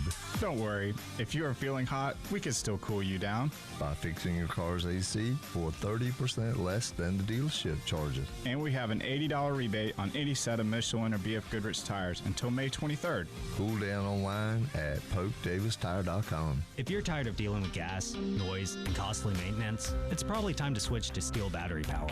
Right now at Cato's Power Equipment, we have 65 Steel battery tools like the GTA 40 hand pruner, the BGA 60 blower, and the KMA 135 Combi power head, each available with 2 free batteries for a limited time, giving you more runtime, less hassle, and up to $640 in instant savings. This deal is only available at Cato's Power Equipment, Columbia's home for the tools you need to maintain your turf. Visit CatosPowerEquipment.com. Get ready, Columbia. The Haven Harley-Davidson Birthday Bash is happening May 30th, and you're invited to the party. We're celebrating with live music, food, free drinks, biker games, and raffles all day long. It's the biggest birthday on 2 wheels. While you're there, check out the new 2025 Street Glide Ultra, available with $0 down, 2.99% APR for 36 months, plus up to $2,000 in customer cash on select models. Discover more at 866-768-5095 or at thehavenharley.com. The Gamecock Central Takeover Hour with Tyler Head, along with Chris Clark and Wes Mitchell from Gamecock Central. Sponsored by Firehouse Subs. Call or text 803-404-6100 on the Game Network and on the 107.5 The Game app.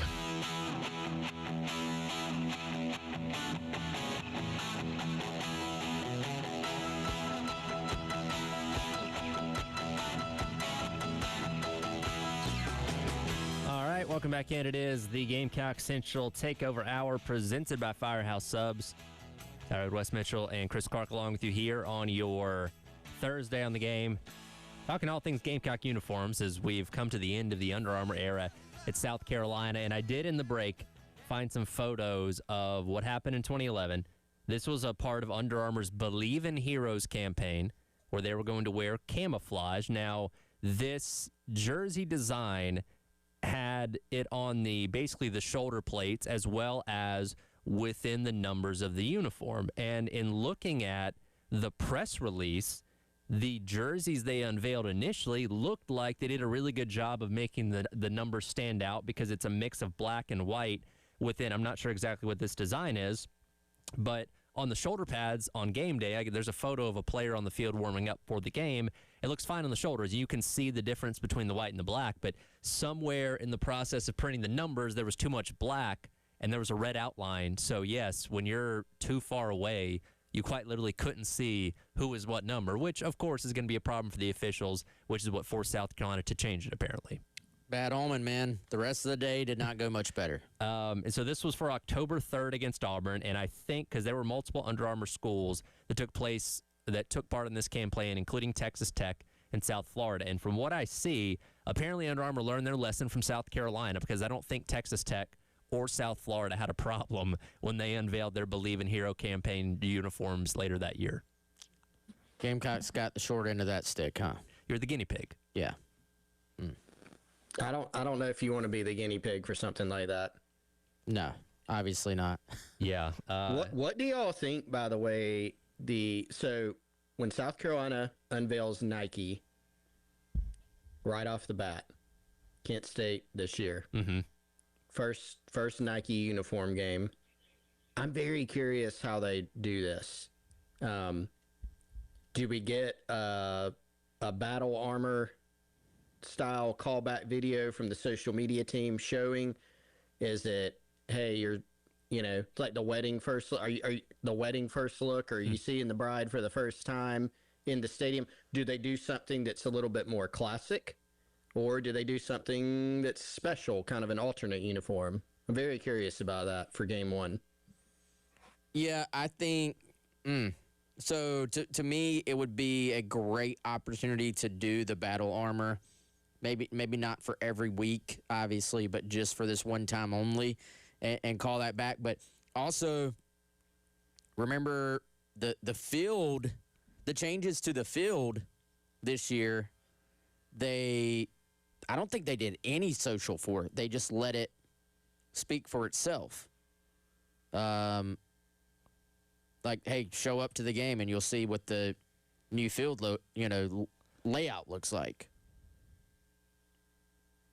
I think it's different, though, when you're unveiling uniforms, though. Like, there's got to be some kind of it'll be some kind of event, right? And I'm sure they'll do it for every team, but like football comes first, so I'm sure at some point, late summer while camp's going on, there'll be some kind of Nike unveiling party or something along those lines. And I don't know how much they're going to modify it. For reference, when they announced this deal back in August last year, they did have quote-unquote Nike jerseys, but they were just the same ones they wore. They were just placeholders with swooshes instead of the Under Armour logo, and they did mention coming away from that because I think people thought, they're just going to keep the uniforms the same. Nike did basically leave it open to changing things. How much, we don't know. Yeah, here's something I haven't heard talked about. Chris, what does the garnet look like? You know what I mean? Like,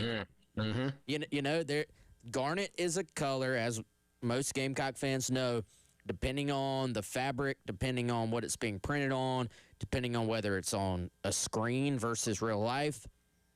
There are many, many, many different shades of garnet. And I don't think the current South Carolina garnet would be in Nike's, palette.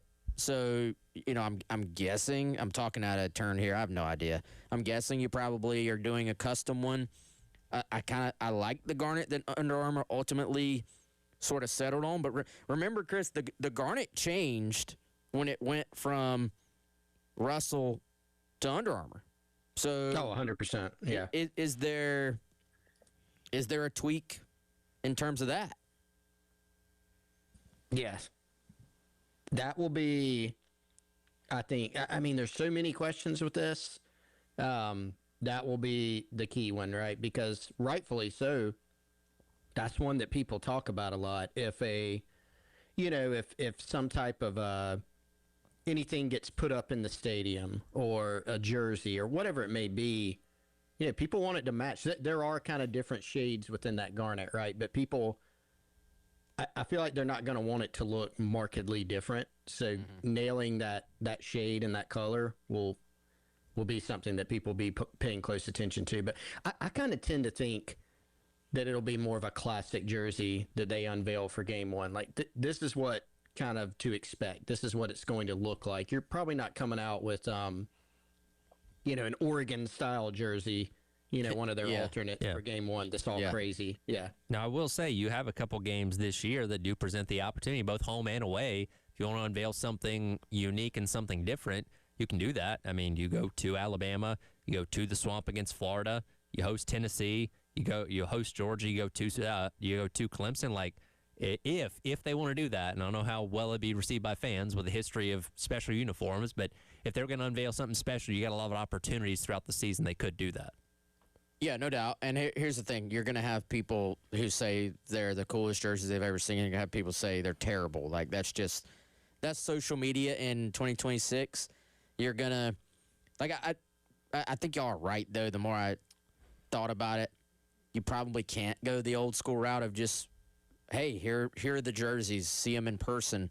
Like, you got to get the social media reaction, the social media clout, the reach, all that stuff that comes along with it, because people care about jerseys. They just do. They care about uniforms. There are national accounts that are out there that are dedicated just to uniform watch. And so, yeah, people are going to love it. People are going to hate it.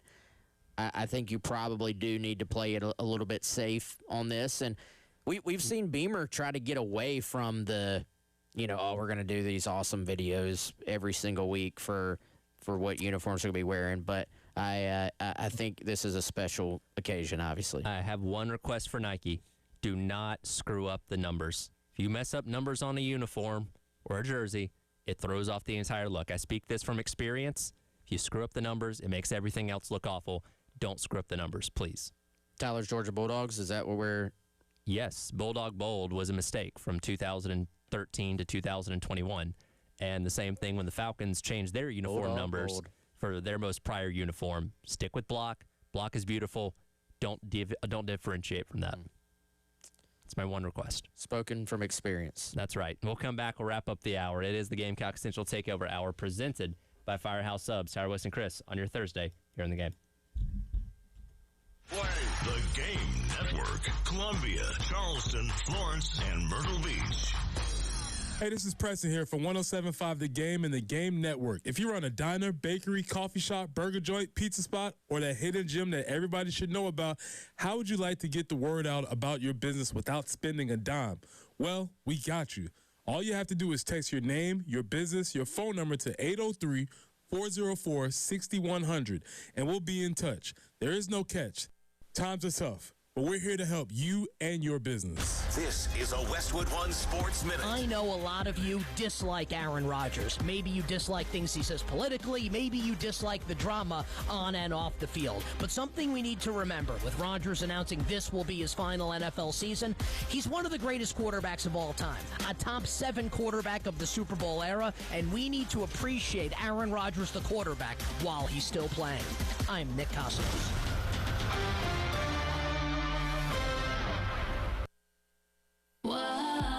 I love a girls' weekend, but my moderate to severe plaque psoriasis can sometimes take me out of the moment. Now I'm all in with clearer skin, thanks to Skyrizi, Risankizumab Riza, a prescription-only injection for adults who are candidates for systemic or phototherapy. You can usually find me in the kitchen, but my active psoriatic arthritis can limit me at times. Now I'm still in the mix with Skyrizi to treat my joint symptoms. With Skyrizi, most people with plaque psoriasis saw 90% clearer skin when measured from head to toe at 4 months. Or if you're an adult with active psoriatic arthritis, Skyrizi helps you move with less joint pain, stiffness, swelling, and fatigue. Don't use if allergic to Skyrizi. Serious allergic reactions, increased infections, or lower ability to fight them may occur. Before treatment, get checked for infections and tuberculosis. Tell your doctor about any flu-like symptoms or vaccines. There's nothing like clearer skin. There's nothing like better movement, and that means everything. Ask your doctor about Skyrizi. Visit Skyrizi.com or call 1-866-SKYRIZI to learn more. This is Mark Lynch. Lindsey Graham is attacking me personally over mistakes I made more than 40 years ago because he knows this race is slipping away. But God used those mistakes to shape 4 decades of counseling, ministry, and helping people struggling with addiction to rebuild their lives. I look forward to helping all South Carolinians as I've helped thousands of addicts over the last 40 years. Vote Mark Lynch on June 9th for a better future for South Carolina. Paid for and authorized by Lynch for Senate. Paid advertisement for non-attorney spokesperson. Victory Legal Network is not a law firm. Cases may be referred to participating law firms. Compensation is not guaranteed. Attention parents. Was your baby born premature and then given Similac or Enfamil brand formula in the hospital? Studies now show that premature infants given cow's milk-based baby formula face a much higher risk of developing necrotizing enterocolitis, or NEC. If you or your loved one had a premature baby and was given one of these baby formulas, you may qualify for significant compensation. Visit govictory33.com now to see if you qualify. A recent jury awarded $60 million in compensation to the family of a child who developed NEC. Families are now taking action. Visit govictory33.com now to see if you qualify for significant compensation. If your baby was given Similac or Enfamil and later diagnosed with NEC, you may qualify for significant compensation, but time is limited.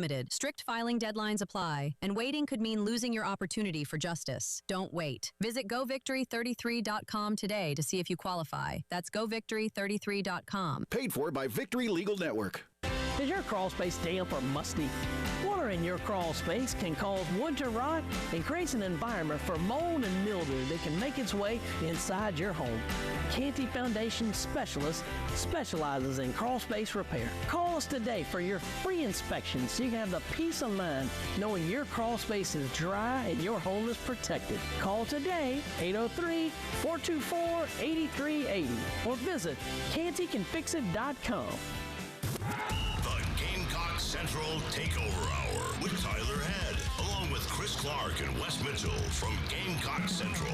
Sponsored by Firehouse Subs. Call or text 803-404-6100 on the Game Network and on the 107.5 The Game app.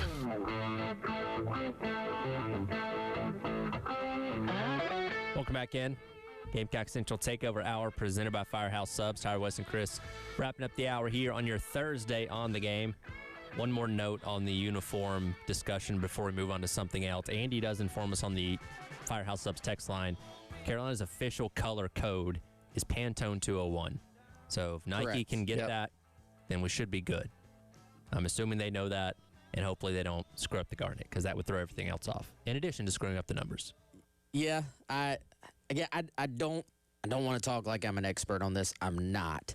like that. He's right on that. You can look that up. That's public information. But Chris, don't you feel like depending on little intricacies of the fabric and what it's printed on, and it doesn't always look quite the same. Is all I'm saying. Yeah, it doesn't. And we could we could make a banner to hang up behind Tyler there and put it in that exact color, and depending on the medium, and if Tyler were outside and it's the lighting, hitting the sun every day, yeah, it's going to look different, right? It's going to, it's sunny a lot, as we know, in Williams-Brice Stadium, or the bright lights at night are shining on it. So, there's some little intricacies there, in addition to just, hey, let me just plug in this number. Yeah. Chris, I did want to ask you before we got out of here today. Wes and I talked about this in the 10 o'clock hour. Are you excited about the possibility of running into Ed Orgeron at future recruiting events now that he's rejoined the LSU staff in a recruiting role with, I'm sure, plenty of Red Bull and Slim Jims to come with it? Yes, I'm going to try to find out when he's going to a high school, and I'm going to try to make it my goal to run into him. That was one of my favorite things that's ever happened in recruiting. What year was that, by the way? Probably had to be, Clowney was in the 2011 class, so it's probably 2010. Okay. 2009 or 2010 when Clowney was getting recruited. Edo gave me his business card, still have it, from Southern Cal. Red Bull, Slim Jim. We just signed #1 player last year. This guy gonna be the next. Dude, that was spot on. I feel like everybody does at least a decent Edo. That was a good one, but I feel like that's one that everybody at least tries to replicate, right? But yeah, Chris has been practicing that one in the mirror, man. That was he heard it from the source himself. He was there with him. Yeah, I try. Now, I'm assuming that number that card has a phone number on it. Yeah, I don't know if it works or not. We should hit him up and see if he wants to come on the show. California phone number. Yeah. What you think? Yeah, if that cell phone still works. Wes, I was thinking about this. You know how LSU dropped off of Josh Dobson's list lately? Mm-hmm. But it would be funny. You could see Edo. He's sitting there reacclimating himself to recruiting, and he's looking over. I could see him sitting in a meeting with Lane, and he's like, what's the deal with this kid at Catawba Ridge? And he goes down there and tries to get him back in there. Well, I can see that. Hey, the new rules now. It used to be Edo wouldn't be able to be on the road in his current role. He's gonna be a road warrior. He will be on the road. Yes. With his Red Bulls and Slim Jims. Oh man. That's one of those guys, like, he is exactly how he's portrayed. In person. There's zero that's an act. That is him. Well, and that's what made it so, as you mentioned earlier, so much of a fun story when he was at LSU. And, of course, when they were having success with the 2019 National Championships, like, that is the most Louisiana man I've ever seen in my life, leading the premier institution in that state to a national championship. Like, it was almost kind of like storybook in a way. And again, for the purposes of what Lane Kiffin is bringing him back to do, and yes, recruiting's changed a lot since then, but like, nobody knows the state of Louisiana better than Ed. If there's a kid in a backwoods high school with 300 students total, Ed Orgeron could probably find his way to him, in the middle of a swamp or something like that, because he just has the chops and knows that state better than anybody else could. Yeah, even if he has to use one of those boats with the fan boat on the back, like in Waterboy. Yeah. No, for sure. And you know what? It's a way. I mean, these guys look out for each other. It's a way for Lane to look out for his boy a little bit, get him back in the business, which I think you see a lot of. But there's a video. There's no man that's looked more cooler and in place, the opposite of out of place, than Edo doing a Tiger Walk with the band playing, and he's just giving people five and like chest bumping with people going to a big game. I mean, there were certain. Again, he was here for a good time, not a long time at LSU, but there was just something fitting about the whole thing, right? You also understand why when he took over at Southern Cal, they're like, this guy doesn't exactly fit our mold here. I did laugh, guys. I mean, Lane was on a pod recently talking about hiring Edo, or what? Maybe it was an older one. They were talking about Edo, and he was going through. I think Lane's on all our bad list right now, but it was funny because he was talking about Ed going up to Mike the Tiger and telling him how he knew Mike's daddy. I absolutely cracked up at that. And I don't deny that he does. Because you can just see him saying that. Hey, Mike, what's going on? Oh, yeah. I know your daddy. There was a story of him when he was recruiting at LSU as the head coach during that run a couple years ago, where apparently on a recruiting visit he just helped himself to some like red beans and rice or gumbo out of a recruit's fridge or something like that, and just made himself at home. I was like, that sounds like Edo, man. Didn't he tell Burrow he was going to get fired if Burrow didn't come to LSU? Yeah, and Burrow also told the story. Apparently, he had like a secret crawfish dealer that like brought a bag of crawfish in like a trash bag to a restaurant that they were eating at, because Joe Burrow's like, I kind of wanted some crawfish, and they're like, I'll get some crawfish. Made it happen. He called his guy. I got a guy. Some dude with a flip phone somewhere driving a beat-up Honda Accord shows up with a bag full of crawfish. Apparently, the restaurant cooked it up for him. Probably some of the best crawfish they've ever had, man. I don't deny that. On another note, by the way, guys, NC State baseball coach stepping down at the end of the year, but according to Kendall at D1 Baseball, this will not affect South Carolina because it looks like they're already going to promote their top assistant. Okay. As NC State. So big news there in the baseball realm. Yep. That'll do it for the Gamecock Central Takeover Hour presented by Firehouse Subs. Halftime show up next on your Thursday on the Game.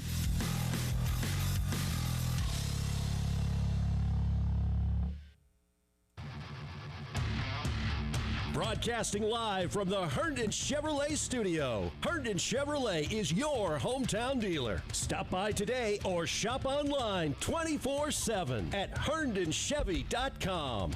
Get Memorial Day savings all month long at Herndon Chevrolet. Save up to $11,000 off new trucks. Plus, great deals on SUVs and a huge selection ready to drive home today. Shop HerndonChevy.com or stop by, and together, let's drive. Herndon Chevrolet, Herndon makes you wanna smile. Example offer stock number 260436. Must finance with GM. Subject to prior sales. See dealer for complete details. Offers expire 5/31/26. Hey guys, it's Jay Phillips for our good friends at Integrated Media. Summertime is here. You're outside spending time with the family, and what a great opportunity to call